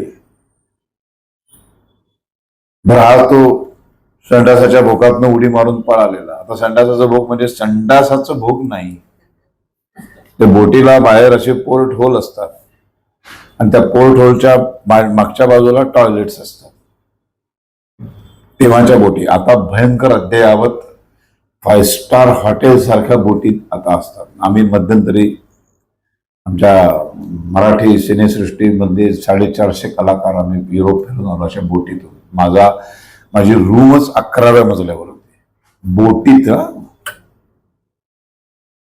आणि बोटीमध्ये 550 सीट्सचं एक नाट्यगृह होतं. तिथे अवॉर्ड फंक्शन झालं. कळतच नाही, म्हणजे आपण जोपर्यंत बाहेर येत नाही तोपर्यंत आपण बोटीत आहोत हेच कळत नाही. अख्खा युरोप फिरलो होतो आम्ही. 12 दिवस आम्ही बोटीवर होतो. 450 कलाकार. तशी बोट नाही तेव्हा. बंदरं पण अशी आता कशी डायरेक्ट आपण बोटीतनं डायरेक्ट जमिनीवरच उतरतो. आधीमध्ये काही भानगड नसते. आता नाही का तुम्हीच बोटीतनं चालत ना, डायरेक्ट होता. तरी इथे थोडी तरी शिडी होती. मोठमोठ्या बोटीतला शिडी पण लागत नाही, डायरेक्ट पाऊल ठेवून तुम्ही बाहेर येता. तेव्हाच्या बोटी तशा नव्हत्या. समुद्राच्या एका विशिष्ट खोलीपर्यंतच ती बोट थांबायची आणि ती बोटीला चारी बाजूनी छोट्या छोट्या नावा असतात. आणि मग त्या बोटीला जिथे पोर्ट होल असतं, म्हणजे खिडक्या असतात, त्या 2 खिडक्यांच्या मध्ये कसा एक हुक असतो, त्याला एक जाड असे दोरखंड असतात. त्या दोरखंडाच्या टोकाला असं अणुकुचीदार असं लोखंडी काहीतरी लावलेलं असतं. आणि ते बोट अशी थांबली मध्ये की ते सगळीकडनं ते सोडतात. मग ते आत खाली तळात वाळूत जाऊन रुतून बसतं आणि बोट एकाच ठिकाणी थांबते. ती थांबली की त्या नावाखाली सोडतात. त्याच्यात मग ते तिथे ज्यांना प्रवाशांना उतरायचे, सामान उतरवायचे, ते वल्लवरे नकवा करत ते असे 200 मीटर एवढा पाण्याचा प्रवास करून ते येतात. आणि जेव्हा विचारलं मदाम कामाने की आता पुढची भेट कुठे, तेव्हा सावरकरांनी सांगितलंय की मार्सेलिसला भेटू, तुम्ही फक्त वेळेवर गाडी घेऊन या. ती जबाबदारी मदाम कामाने अय्यरांवर होती. ही बोट तिथे किती वाजता पोहोचणार, तिथे पोहोचल्यानंतर मी तिथून कशी उडी मारायची, सगळं प्लॅनिंग आहे. तुम्ही छत्रपतींच्या आग्र्याहून सुटकेचा प्रसंग वाचा आणि मग हा प्रसंग वाचा, तुम्हाला इतक्या सिमिलॅरिटीज दिसतील. तर छत्रपतीच तर आदर्श आहेत. सगळं प्लॅनिंग आहे, कुठून कसं निघायचं, काय करायचं, म्हणजे प्लॅनिंग चुकलं आणि सावरकर पकडले गेले.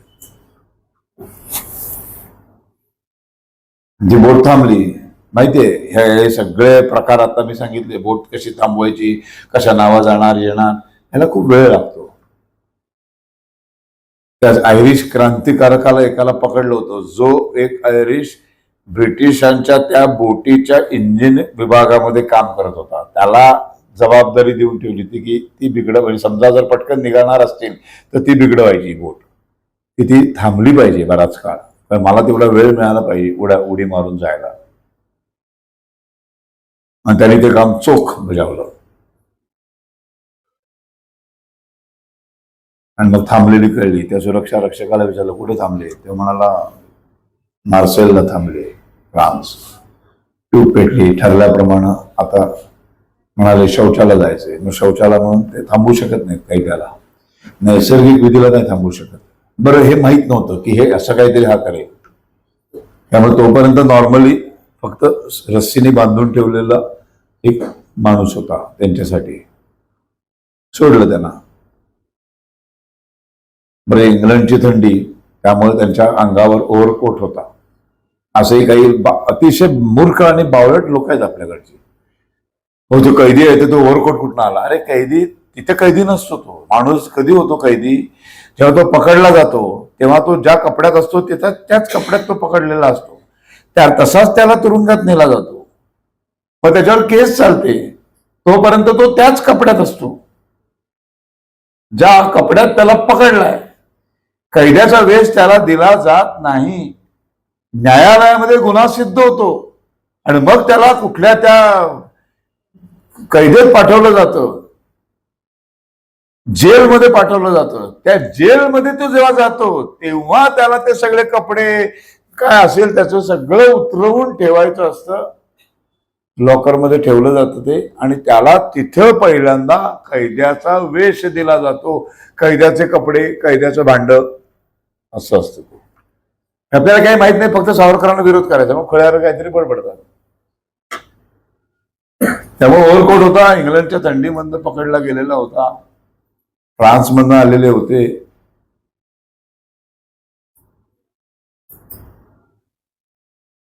आतमध्ये गेले, दरवाजा लावला, दरवाजाला एक अशी तिथे नाही आली तरी अजूनही आपल्या काही बाथरूम मध्ये दुधी काच असते बघा, आहे इथल्या बाथरूमला, बाथरूमच्या दरवाजाला बघा अशी दुधी काच असते, म्हणजे दिसत नाही काही, पण असा अंधुक आहे, कशी शॅडो दिसते माणसाची. तिथे लक्षात आलं बाहेरच्याला अंदाज येईल आपला, म्हणून तो ओव्हरकोट काढून त्याला लटकवला. तेव्हा बाहेरच्या सुरक्षा रक्षकाला आपलं काही दिसणं बंद झालं. मग त्यांनी त्या संडासच्या भांड्यावर चढले, त्या पोर्ट होल बघितलं, पोर्ट होल मधनं खाली बघितलं. साधारण एक अंदाज करा, 3ऱ्या मजल्याच्या गॅलरीतनं आपण खाली बघितल्यावर केवढं खाली असेल, साधारण तेवढं खाली पाणी. बरं, हा अनोळखी समुद्र किनारा आहे, माहित नाहीये खाली कातळ आहे, दगड आहे, काय काय माहित नाही. सूर मारला आणि समजा कपाळमोक्ष पण होऊ शकतो. सगळ्या प्रकारचा धोका आहे, पण हा धोका नाही पत्करला तर मी आयुष्यभर अडकलो.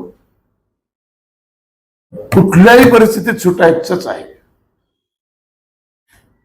मग हे पोर्ट होल म्हणजे मराठीत त्याला भोक म्हणतात, म्हणून ते संडासाचं पोर्ट होल, म्हणून संडासाच्या भोकातून उडी मारली. म्हणजे कित्येकांना असंच वाटतं की ते भोक आहे संडासाच्या भांड्याचं. शाळेमध्ये शिकवतात पण असंच, त्याच्या मास्तरीन बाईला काही माहित नसतं आणि तिला इंटरेस्ट पण नसतो खरा इतिहास समजून घ्यावा वगैरे, काही काही नाही. कुठेच नोकरी नाही म्हणून शिक्षक होणारे आपल्याकडे आता आहेत. तो फक्त शिक्षक व्हायचे म्हणून शिक्षक होणाऱ्यांचा काळ 31-40 वर्षांपूर्वी संपला. तेव्हा भयानक शिक्षक आता जन्माला आलेले आहेत. हो, ते धडे फक्त वाचून दाखवतात आणि मग त्याच्या खालचे प्रश्न उत्तर सोडवायला सांगतात. तर त्याच्यात लिहिलेलं आहे पोर्ट होल, ते त्याचं मराठी करून सांगतात. संडासाच्या भोकातनं त्यांनी उडी मारली. ती पोरं विचार करतात चायला याच्यातनं कसं शक्य आहे, असं होतं नेहमी.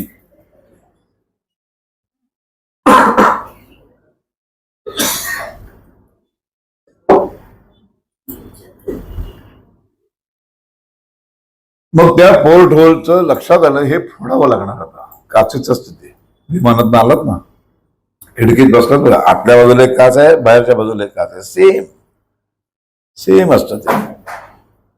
काही वेळ नाही आपल्याकडे विचार करायला. अशी बुक्क्या मारल्या आणि ते फोडलं, रक्तबंबाळ झाला हात. आता ह्याच्यातनं मी जाणार कसा? बाहेर पडल्यानंतर कुठे काही धरायला काहीच नसतं, असं प्लेन आणि फक्त असं एक होल, डायरेक्ट बाहेर माणूस आला, डायरेक्ट समुद्रातच पडायचं. किती डेंजरस आहे बघा. संपूर्ण अंग खरचटणार आहे. पण मुळात नाही ते ह्याच्यातनं ह्या भोकात समजा असं घुसायला गेलो आणि असा विचित्र अडकलो तर काय करायचं? पण फार काळ वाट बघणार नाही तो सुरक्षा रक्षक. टॉयलेटला गेलेला म्हणून एक 10 मिनिटं, त्याच्यापेक्षा येत नाहीये म्हटल्या बरोबर ते दरवाजा तोडणार आणि आत येणार आणि मला परत खेचून घेणार. आता काय करावं? आता ह्याच्यातनं मी जाऊ शकेन की नाही ह्याचा अंदाज घेण्यासाठी कधी जात न मानणारे सावरकर गमतीने म्हणतात की तेव्हा पहिल्यांदा ब्राह्मण असल्याचा फायदा झाला. कारण माझ्या गळ्यात जानवं होतं, ते काढून तो दोरा लावून बघितलं, असा व्यास मोजला. जाऊ शकेन, थोडा जास्त आहे पण खर्चटेल खूप, पण जाऊ शकेन. बर, पतंजली योग साधने मधनात तरबेज माणूस आहे. अंकुंचन कसं पावायचं, समुद्राच्या पाण्याच्या तळातून कसं पोहत जायचं, सगळे धडे अभिनव भारत आणि मित्रमेळामध्ये झालेले आहेत. तेव्हा ती मुलं विचारायची, तेव्हा 14-15 वर्षाची, असं भयानक काय काय, डोंगरावर जायचं, तिथनं स्वतःला सोडून द्यायचं, डोंगर शेजारायचं आणि असे भयानक काय काय, अग्नीवरती हात धरून उभं राहायचं, काचा गरम मंदिराच्या काचा पकडून ठेवायच्या. असलं अघोरी आपण का करतो? तेव्हा सावरकर त्यांना सांगायचे की उद्या पकडला गेला की ह्याच्यापेक्षा अघोरी काय काय करावं लागणार आहे. ते सहन करायची ताकद तुमच्यामध्ये असली पाहिजे. आणि मग बाबाराव सावरकर त्यांना योग साधना शिकवायचे. श्वास रोखून कसा धरायचा, पंचेंद्रियांवर कंट्रोल कसा करायचा, या सगळ्याचा उपयोग तुम्हाला, तुम्ही ज्या दिवशी पकडले जाल त्या दिवशी होणार आहे. बरोबर सावरकर पकडले गेले, त्यांनी स्वतःला झुकून दिलं, शिवाजी महाराजांचा जय जयकार केला असेल आणि त्यांनी समुद्रात उडी मारली. 10-12-15 मिनिटं झाली, दरवाजा उघडून येत त्याने दरवाजा तोडला, बघितलं, कळलं त्यांना, लगेच नावा खाली आल्या. ब्रिटिश पोलीस पाठीमागे लागले, कळत नव्हतं कुठून चाललाय म्हणून समुद्राच्या सरफेसवरती दरादर गोळीबार सुरू झाला. पूर्णपणे श्वास रोखून, संपूर्ण अंग खरचटलेलं, रक्तबंबाळ, त्यात समुद्राचं खारं पाणी म्हणजे किती झोंबलं असेल. त्या मार्सेलच्या जवळजवळ 300-400 मीटर पोहत गेले. तिथे गेल्यानंतर बंदर असं व्यवस्थित काहीच नाही, एक बुळबुळीत तो दगड होता मोठा, त्याच्यावर 2-3दा चढायचा प्रयत्न केला, सटकला, पडले. शेवटी कसे बसे वर चढले, धावत धावत धावत धावत त्या मार्शलिसच्या रस्त्यावर, जिथे चौकात पोलीस उभे असतात, त्या पोलिसापर्यंत जाऊन उभे राहिले. किती भयानक दृश्य आहे. एक भिजलेला माणूस, रक्तबंबाळ झालेला. बरं, इंग्लिश येतं सावरकरांना आणि तो फ्रेंच बोलणारा. ते काय बोलतात ते त्याला कळत नाही, तो काय बोलतो त्याला कळत नाही. इकडे तिकडे बघतायत. मादाम कामा आणि अय्यरला सांगितलेलं आहे या ठिकाणी या गाडी घेऊन, ते आलेत कसे नाहीत अजून, ते नेमके पोचले नाही. तोपर्यंत ब्रिटिश पाठी लागलेले पोलीस तिथे पोचले. सावरकर फ्रेंच पोलिसांना सांगतात, अरेस्ट मी, मला आधी तुम्ही तुमच्या पोलीस स्टेशनला घेऊन चला. माहिती, तिथं गेलो की फ्रान्स आणि ब्रिटिश यांच्यामध्ये कैद्यांच्या हस्तांतरणाचा कुठलाही करारच झालेला नाही. त्यामुळे फ्रान्सच्या धर्तीवरचा माणूस, फ्रान्स पोलीस कायद्याने ब्रिटिशांच्या ताब्यात मला देऊच शकत नाही. आणि फ्रान्स गव्हर्नमेंटच्या विरोधात मी काहीच केलेलं नाही. फ्रान्स माझा शत्रूच नाही. किंबहुना ह्याच्या आधी 4 वर्ष शिकत असताना फ्रान्समध्ये जाऊन असंख्य क्रांतिकारकांबरोबर, तिथल्या भारतीयांबरोबर मैत्री केलेली आहे. पण त्या पोलिसाला ती भाषाच कळली नाही. तोपर्यंत ब्रिटिश आले आणि त्यांच्यामध्ये तडजोड झाली, पैसे खायला घातले आणि विनायक दामोदर सावरकरला पुन्हा ब्रिटिशांच्या ताब्यात दिलं गेलं. आता जे फक्त दोरीने बांधलेला माणूस होता, त्यांना एखाद्या हिंस्त्र श्वापदासारखं साखळदंड बांधले गेले, गळ्यात, पायात, हातात, सगळीकडे.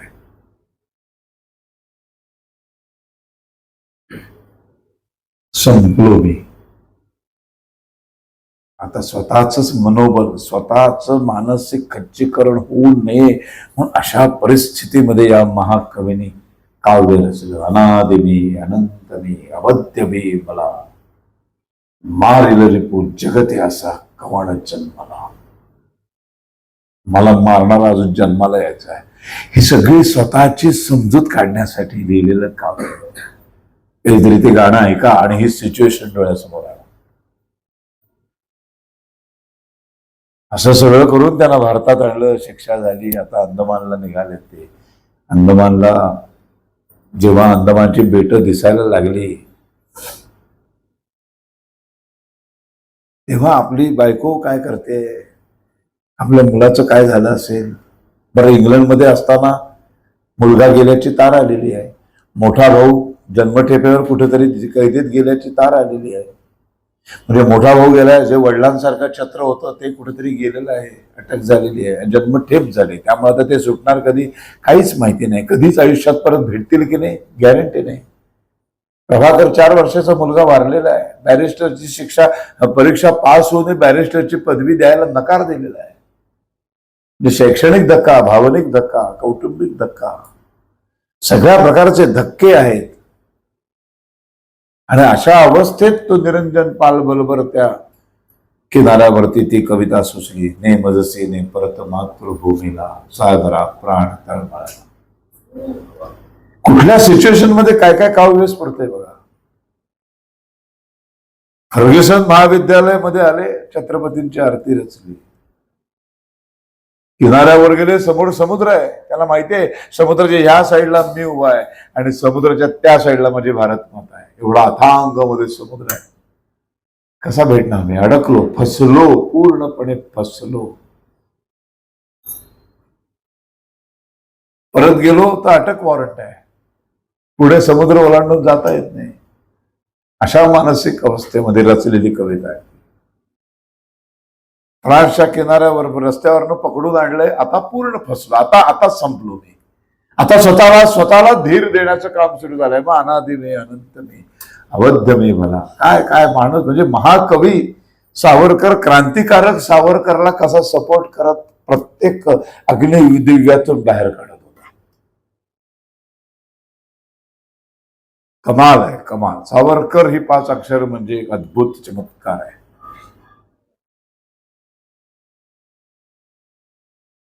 तर ते सगळ्या कैद्यांना बोलवलं. ते अंदमानची बेटं दिसायला लागल्यावर कुटुंब बिटुंब बायकांचं काय होईल, ते कशा जगणार आहे, त्यांना 1 तारखेला राशन कोण आणून देईल, घर कसं चालेल, काय कशाचीच फिकीर नाही. सगळ्या कुटुंबावर, सगळ्यावर तुळशीपत्र टाकलेलं आहे.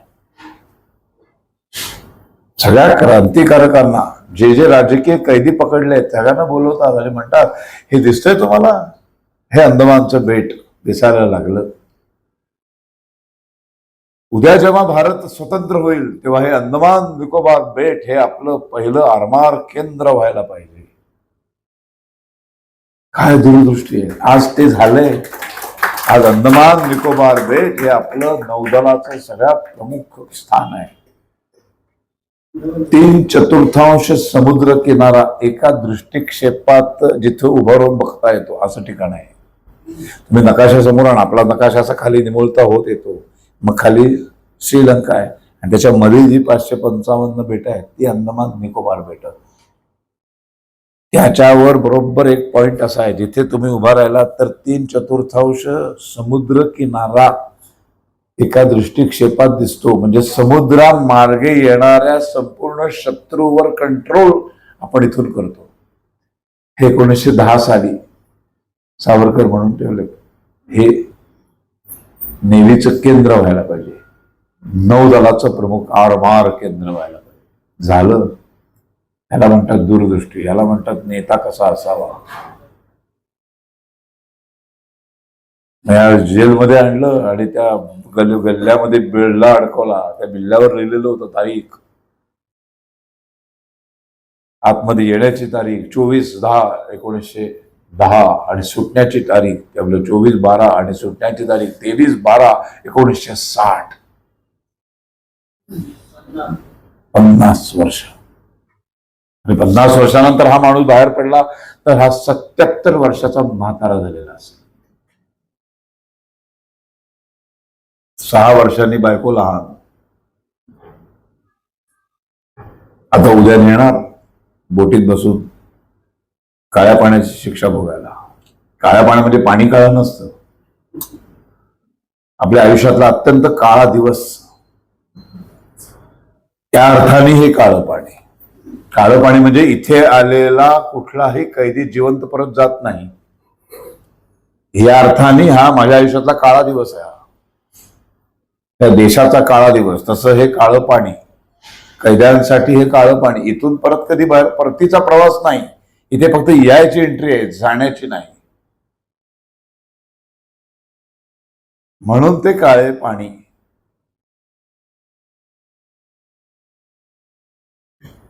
हे आपले खरोखरच इतके धन्यवाद माणसं आहेत आपल्याकडं की ते बघतात समुद्राकडे, विचारतात, शरदजी ते काळं पाणी.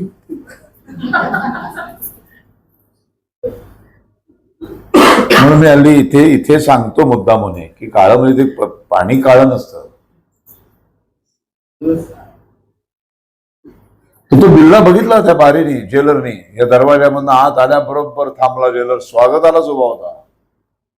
पहिल्यांदा सेल्युलर जेलमध्ये ब्रिटिशांना नामोहरम केलेला एक बॅरिस्टर येणार आहे. बाकी सगळे सामान्य कैदी आहेत, फार शिकलेले नाही आहेत.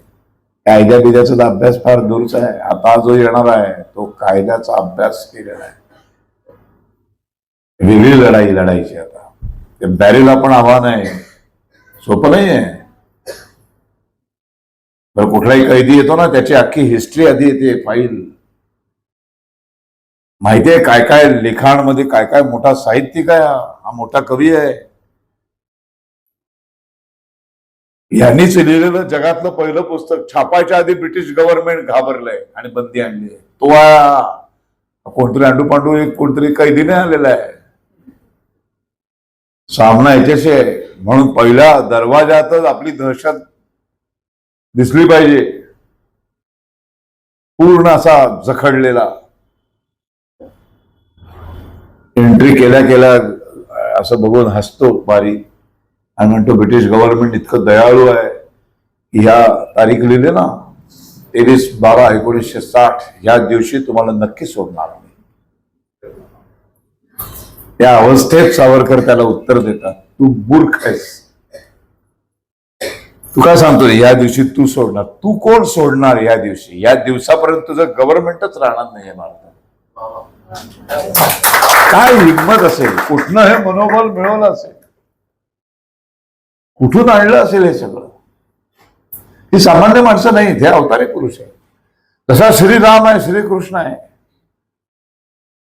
तसेच संत ज्ञानेश्वर, तुकाराम, समर्थ रामदास, सावरकर, टिळक, या सगळ्यांचं चरित्र वाचताना आपल्या लक्षात येतं की परमेश्वराने विशिष्ट योजनेतून एका विशिष्ट कार्यासाठी काही पवित्र आत्म्यांना पाठवलेलं आहे, शरीर रूप देऊन. नाहीतरी अशा यातना सहन करून, हे सगळं सहन करून माणूस जिवंत राहूच शकत नाही. अशा काळ्या पाण्याची शिक्षा भोगून अशा कोठडीत 11 वर्ष राहून जिवंत, नुसतं शारीरिक जिवंत नाही, मानसिकरित्या सुद्धा तेवढाच ठणठणीत. 6000 ओव्यांचं काव्य रचलं या 7x11च्या कोठडीमध्ये.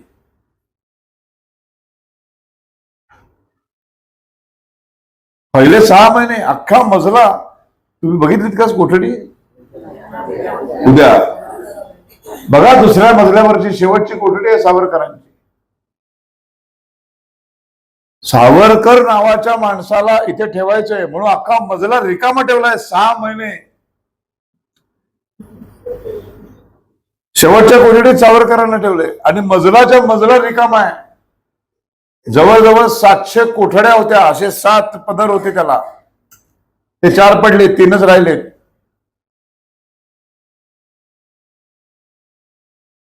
काय एकही माणूस नाही. कारण ह्याला जरी ठेवला हा तिथून भिंतीवर काहीतरी मारेल, काहीतरी आवाज काढेल, कुठून तरी एक भाषा निर्माण करेल, कुठल्या तरी शेजाऱ्या आसपासच्या कोठडीतल्या कैद्याबरोबर काही संपर्क करू शकतो. हा काय करेल ह्याच्याबद्दल इतकी दहशत. म्हणून एकमेव 700 कैद्यांमधल्या एकाच कैद्याच्या बिल्ल्यावर डी अक्षर आहे, डेंजरस.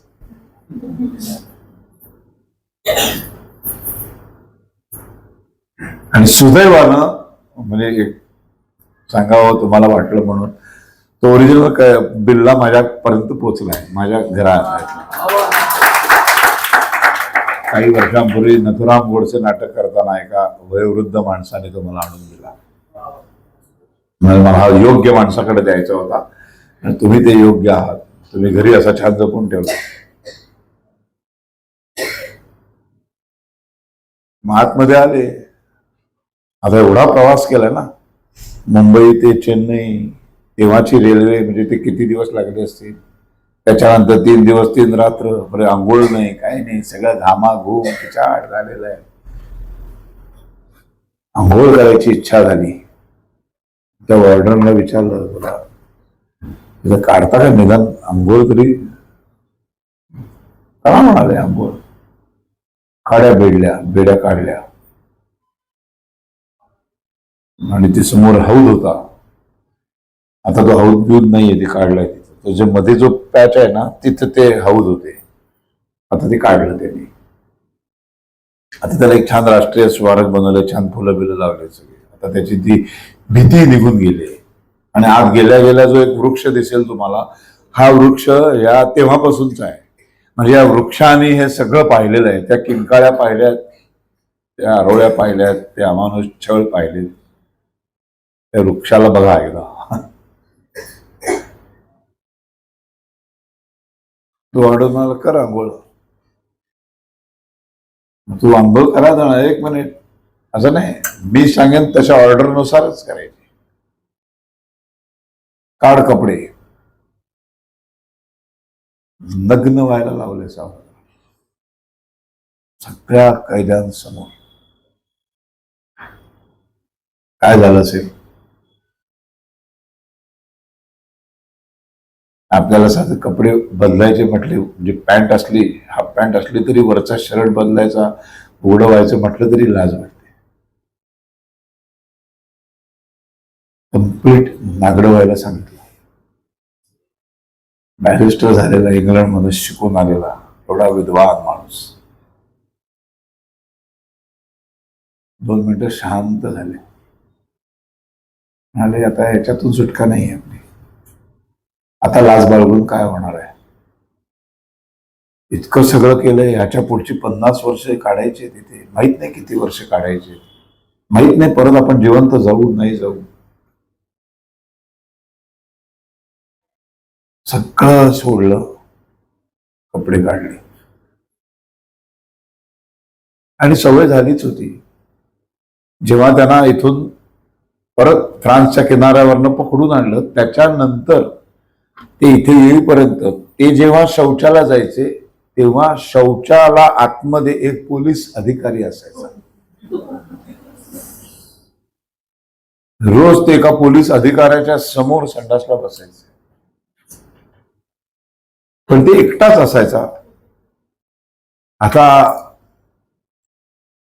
सगळे कैदी असे बघायला, कोणतरी एक बॅरिस्टर आलाय, भयंकर कुतूहल आहे, आणि समोर सगळ्यांसमोर नग्न. बालडी भरायला जाणार नाही, अख्खी बालडी नाही, इथला रूल आहे 3 लोटे पाणी.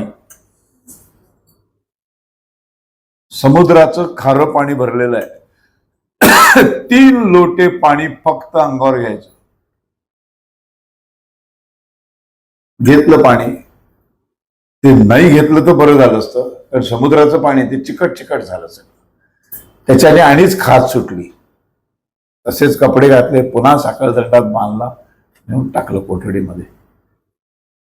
6 महिने नजरेला एकही कैदी पडणार नाही असे पहिले 6 महिने. मानसिकरित्या हा ठार वेडा झाला पाहिजे. फासावर लटकवण्यापेक्षाही भयानक शिक्षा आहे. फाशी जाणं खरंच सोपं आहे, माहितीये का? कारण आता मी नथुरामची भूमिका करताना आम्ही हे सगळं खूप जवळून जेलमध्ये जाऊन विचारपूस वगैरे केलेली आहे मी. तेव्हा ते सांगतात सगळ्यात सोपी शिक्षा फाशी जाणं. फक्त ते तिथपर्यंत ती भयंकर भीती असते. तो खटका बसला की काडीचाही त्रास होत नाही म्हणे. इथलं कट होतं, इथनं मेंदूचं आणि शरीराचं कनेक्शन तुटलं की कुठल्याच वेदना होत नाही. सगळ्या वेदनातून मुक्त. सगळ्यात सोपी आणि सगळ्यात सुंदर मरण म्हणजे फाशी आहे.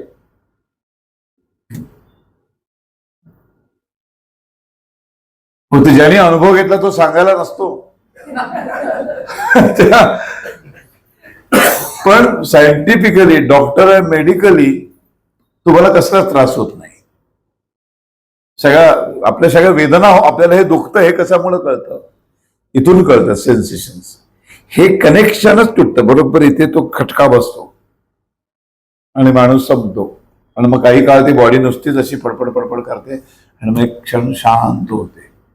हे जर तुम्हाला बघायचं असेल तर नॉनव्हेज खाणारे कोण असतील त्यांनी कोंबडी कधी मारलेली बघितली काय? बघितली असेल किंवा मारत पण असाल कोणतरी. ही 2-4दा अशा कोंबड्या मारताना पाहिलेलं आहे.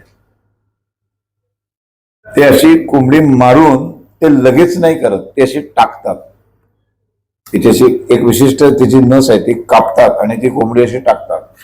म्हणजे थोड्या बडबड बडबड होते, थोड्या वेळाने तो फिरून येतो माणूस, तोपर्यंत ती शांत होते. मग ती पिसं पिसं काढून त्याचं चिकन बिकन काय ते बनवतात. 6 महिने माणूसच दृष्टीला पडलेला नाही. सकाळी एकदा एक वॉर्डन येणार, त्यांना घेऊन जाणार. काय आलं? वेळ ऑर्डर आलेलं.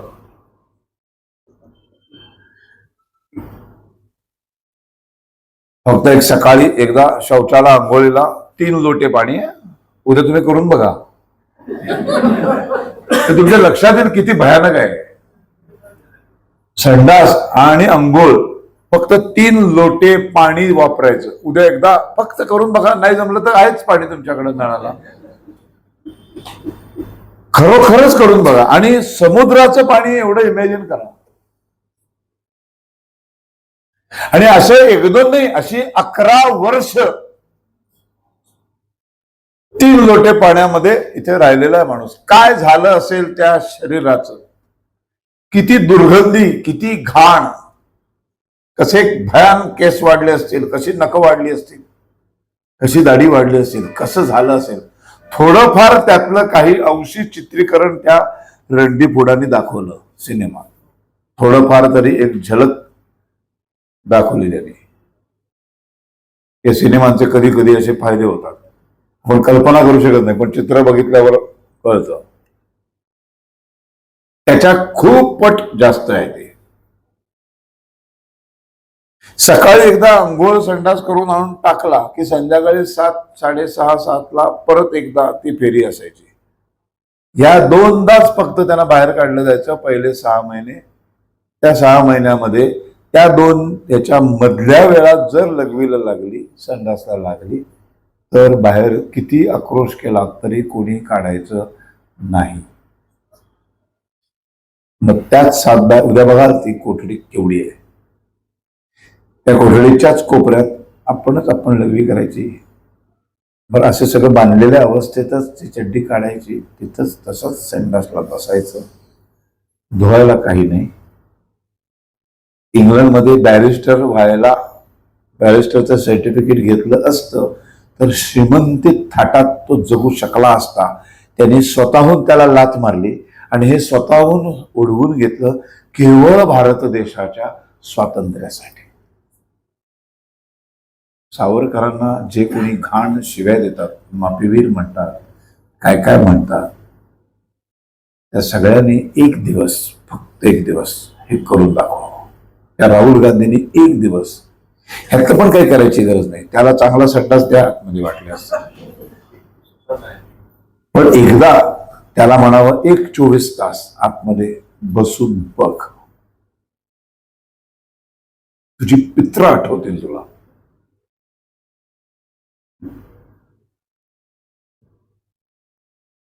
एअर कंडिशन मध्ये बसून ज्यांनी कधी काही भोगलंच नाही, सोपा आहे बोलायला. 1-2 दिवस नाही हो, एका वर्षाला 365 दिवस असतात. अशी 11 वर्ष, इतके दिवस गणित करून बघा. तुम्ही जाल ना उद्या तिथे बाजूच्या कोठडीमध्ये एक 15-20 मिनिटं बसून बघा. आवर्जून सांगतोय मी सगळ्यांना. सावरकरांच्या कोठडीत नमस्कार करून आलात ना की बाजूला सेम टू सेम कोठड्या आहेत सगळ्या. प्रत्येकाने, माझी आवर्जून तुम्हाला विनंती आहे की सगळ्यांनी एक 15-20 मिनिटं त्या कोठडीमध्ये जा, तो दरवाजा ढकला आणि आत बसा आणि कल्पना करा. 15-20 मिनिटं बसणं सुद्धा तुम्हाला अशक्य होईल. आणि मग तेव्हा विचार करा, कशा साखळदंडाने बांधलेला एक तरुण मुलगा, इतका विद्वान मुलगा, ज्याने एवढं प्रचंड साहित्य लिहिलं, त्याला इथे बांधून ठेवलेला. मग इमॅजिन करा, आता आपल्याला टॉयलेटला लागली, इथेच करायचं, त्याच घाणीच्या दुर्गंधीमध्ये पुढे बसून राहायचं. मग दुसऱ्या दिवशी वॉर्डन यायचा, तेव्हा भारतीय कैद्यांनी त्यांची कोठडी घाण केली म्हणून चापकाचे फटके बसायचे. उभी बेडी आडवी बेडीच्या शिक्षा व्हायच्या. उभी बेडी तुम्ही नीट असंच जाऊन जेल बघू नका उद्या. प्रत्येक 2 कोठडींच्या मध्ये भिंतीवर असे एक वर हुक आहेत. ते हुक उभी बेडीसाठी लावलेले आहेत. हातामध्ये बेड्या, त्या बेड्या अशा त्याच्यावर अडकवल्या जायच्या आणि भिंतीकडे तोंड करून असं उभं केलं जायचं. असं 3 दिवस 7 दिवस अशा शिक्षा उभी बेडी म्हणून असायच्या. तिथल्या त्यांच्या म्हणण्याप्रमाणे कुठल्याही गोष्टीला ते गुन्हा म्हणू शकतात. कुठलं मोजमाप नाही. बारीला वाटलं हा गुन्हा आहे की तो गुन्हा, बारीला वाटलं या गुन्ह्याची शिक्षा उभी बेडी की त्याला अडकवला असा, भिंतीकडे तोंड करून असं नुसतं तुम्ही एक 10 मिनिटं असे उभे राहून दाखवा मला. हे सगळं इतकं भरून येतं, शेवटी वेदना व्हायला लागतात. 7-7 दिवस असाच, त्याच्यातच लघवी करायची, त्याच्यातच संडास करायचा. एक क्षण असा सावरकरांनी जन्मठेपेत दिलंय की एक क्षण असा आला की आता वेदना होण्याच्याही पलीकडे गेलो आम्ही. आता माझ्या अवयवांना वेदना होत आहेत, म्हणजे अवयव आहेत हेही मला आता कळेन असं झालं. इतका बधीर झालो मी पूर्णपणे. असे पहिले 6 महिने. मग गुरु गोविंद सिंहांवरती कविता रचायला सुरुवात केली. लिहायला काही नाही, मग ह्याच्यावर लिहायला सुरुवात केली, भिंतींवरती. त्या हातातल्या बेड्यांचा जो खेळ असतो, खाली असे स्क्रू, आतासारख्या त्या ऑटोमॅटिक नसतात, त्याला असं स्क्रू लावून अडकवलेला असतो, त्या स्क्रूनी असं ते लिहायच्या. मग ते भिंती संपल्या की आता वाट बघायची कसली नवीन चुना लावतील याची. सावरकर काय लिहितात हे माहित नाही. तो कोणीतरी वॉर्डन जाऊन सांगायचा, वो दीवार पे कुछ लिखा है उसने. अरे दीवार पे लिखा है, मिटा दो उसको. मिटा दो म्हणून नवीन चुना लावायचा. ते नवीन चुना लावला की ते त्यांना थँक्यू म्हणायचे, मला नवीन कागद दिलात म्हणायचे. त्याला असं वाटायचं जे लिहिलंय ते विसरला, चुना लावला की. विसरेल कसा? जे जे लिहिलंय ते सगळं पाठ करून ठेवलेलं आहे. आणि असं 1910 ते 1924 14 वर्षात 6000 ओव्या ज्या लिहिल्या, ज्या पाठ केल्या, त्या 24 नंतर स्थानबद्धतेत आल्यावर वहीवर लिहून काढल्या. म्हणून आज आपल्याला कमलासारखं महाकाव्य वाचायला मिळतं. मग 6 महिन्यानंतर बारी आला, म्हणाला वेलकम. वाह म्हणाला, अजूनही वेडा झाला नाहीस तू. आता या पुढची स्टेप. मग काय, नारळ सोलायचे झाडावरनं काढलेले, असं अडकवलेल्या त्याचा नारळ धरायचा. असे एक पट्टी असते, त्याला एक खिळा असतो. कोकणात कोण असतील, कोकणातल्या माणसांना माहीत असेल. मी स्वतः असे नारळ खूप फोडलेले आहेत.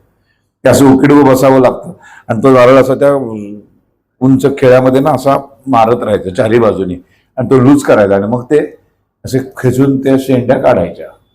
असे 50-50, 60-60 नारळ सोलायचे. सोलल्यानंतर त्या सगळ्या भिजवत ठेवायच्या. त्या शेंड्या भिजवलेल्या कुटायच्या.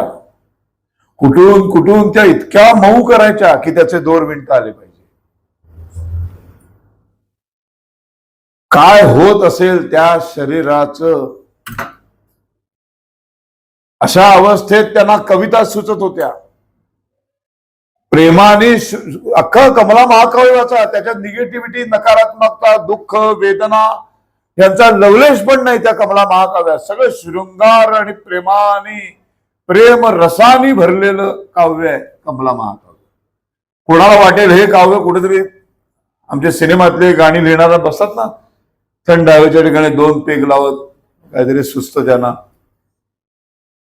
कही दूर जब दिन ढल जाय वगैरे, असं तसं काहीतरी नाही. ते इथं ह्या यातना सहन करत असताना लिहिलेली काव्य आहे.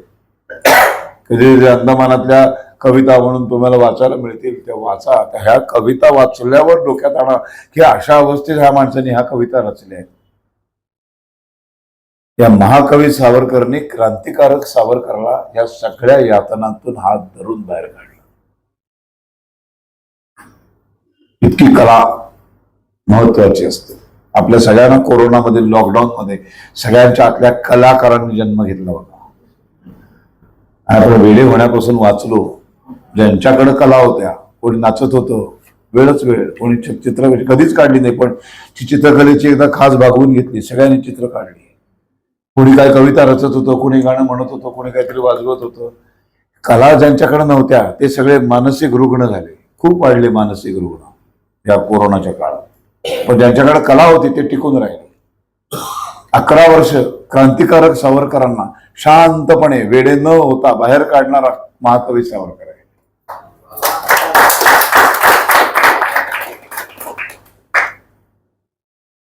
म्हणजे सगळ्या संपलं, या सगळ्यातनं बाहेर आला माणूस. मग काय, आता फायनल कोलू फिरवायचा.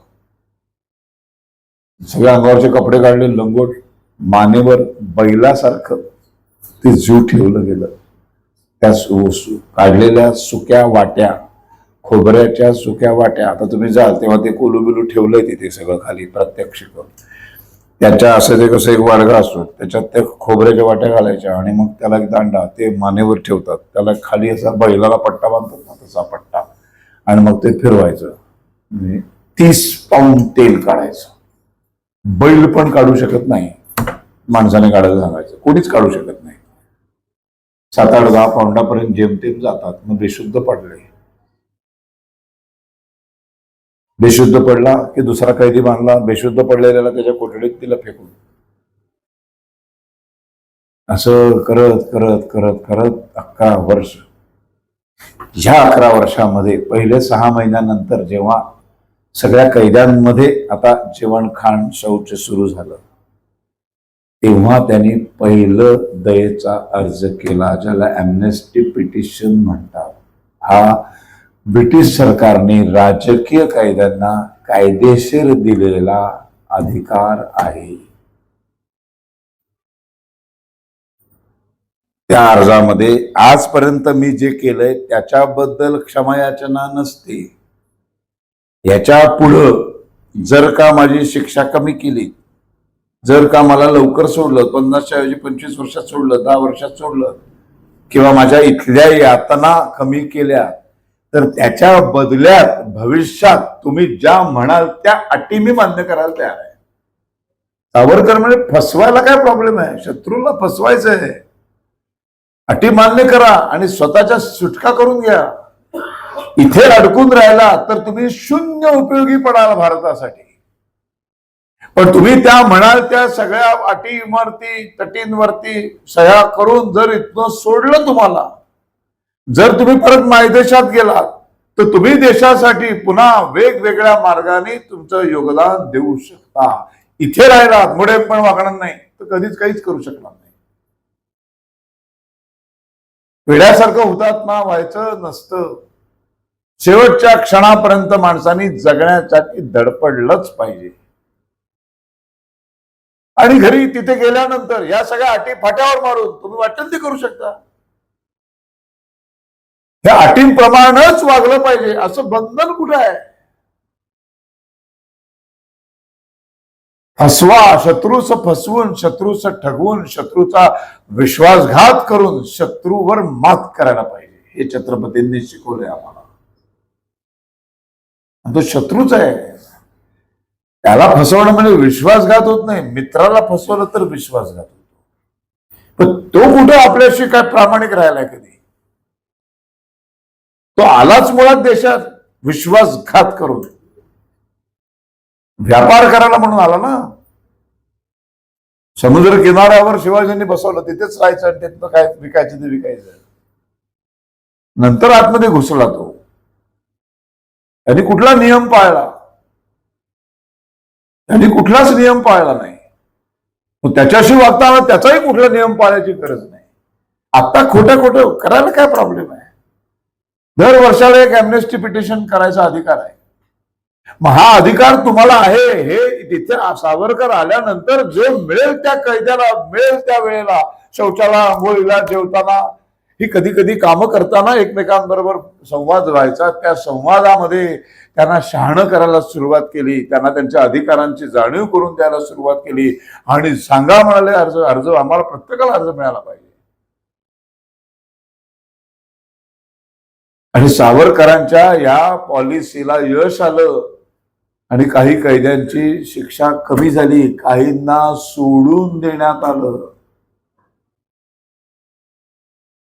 त्यातले एक कैदी सोडल्यानंतर बंगालमध्ये गेले, तिथे पुन्हा क्रांतिकार्यात भाग घेतला, पुन्हा कुठेतरी बॉम्ब ब्लास्ट केला, पुन्हा पकडले गेले आणि पुन्हा याच शिक्षेला बघायला आले. इथे आल्यावर सावरकर म्हणले बघा इथे बसून राहिला असता तर एवढं काम मधलं करून आला नसता.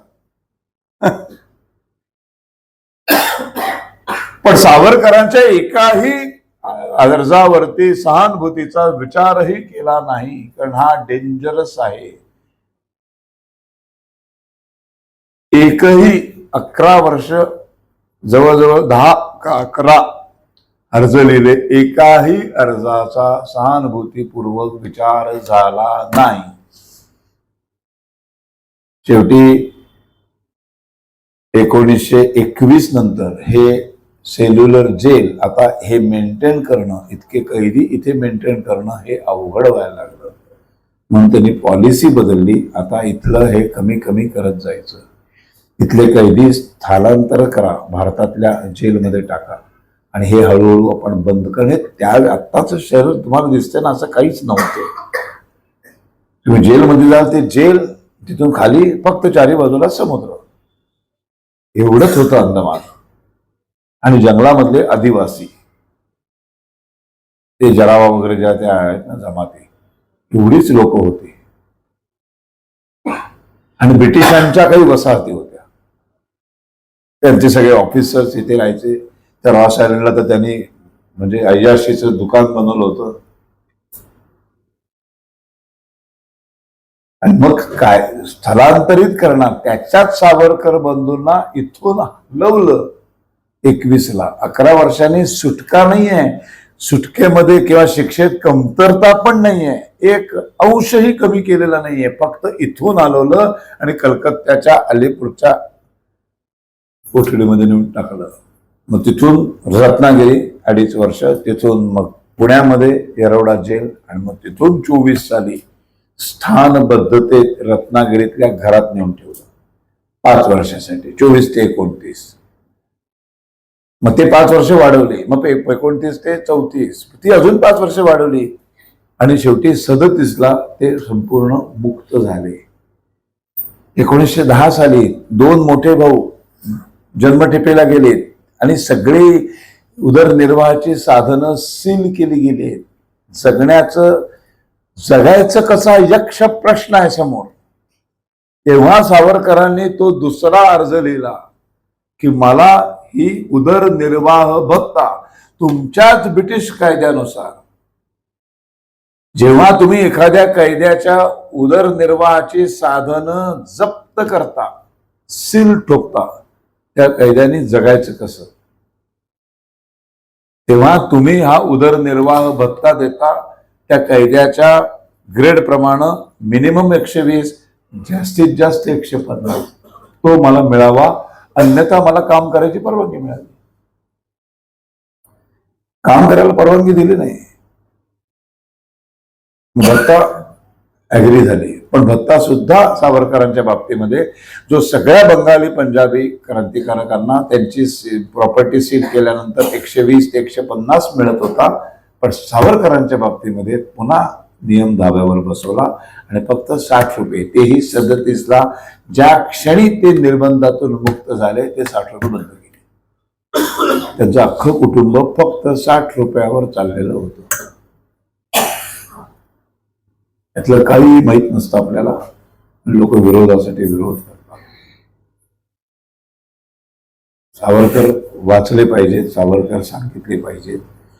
कितीही तास मी उभा राहून सांगू शकतो, पण प्रत्येक गोष्टीला एक मर्यादा असते.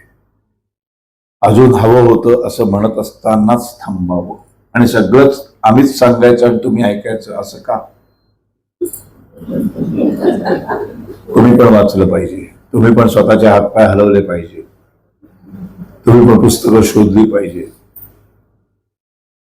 सावरकरांनी लिहिलेलं साहित्य, सावरकरांवर इतर अनेक साहित्यिकांनी लिहिलेलं साहित्य, नुसते सावरकरच नाही, छत्रपती शिवाजी महाराज वाचले पाहिजेत. आधी सुरुवात श्रीरामापासून केली पाहिजे. राम आधी आयुष्यात आला पाहिजे, मग कृष्ण आला पाहिजे, मग शिवाजी महाराज आले पाहिजे, बाजीराव पेशवा आला पाहिजे, टिळक आले पाहिजे, सावरकर आले पाहिजे, सगळे आले पाहिजे.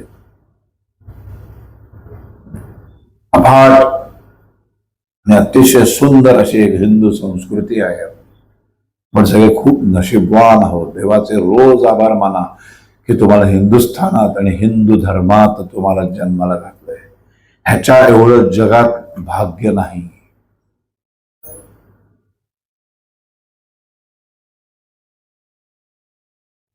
असे सावरकर तुमच्या रोहन जोशींनी 2 दिवस इथे याल का म्हटल्यावर मी येतो म्हटलं. तुम्ही शांतपणे 2 दिवस ऐकून घेतलं. आपल्या सर्वांचा मी खूप आभारी आहे.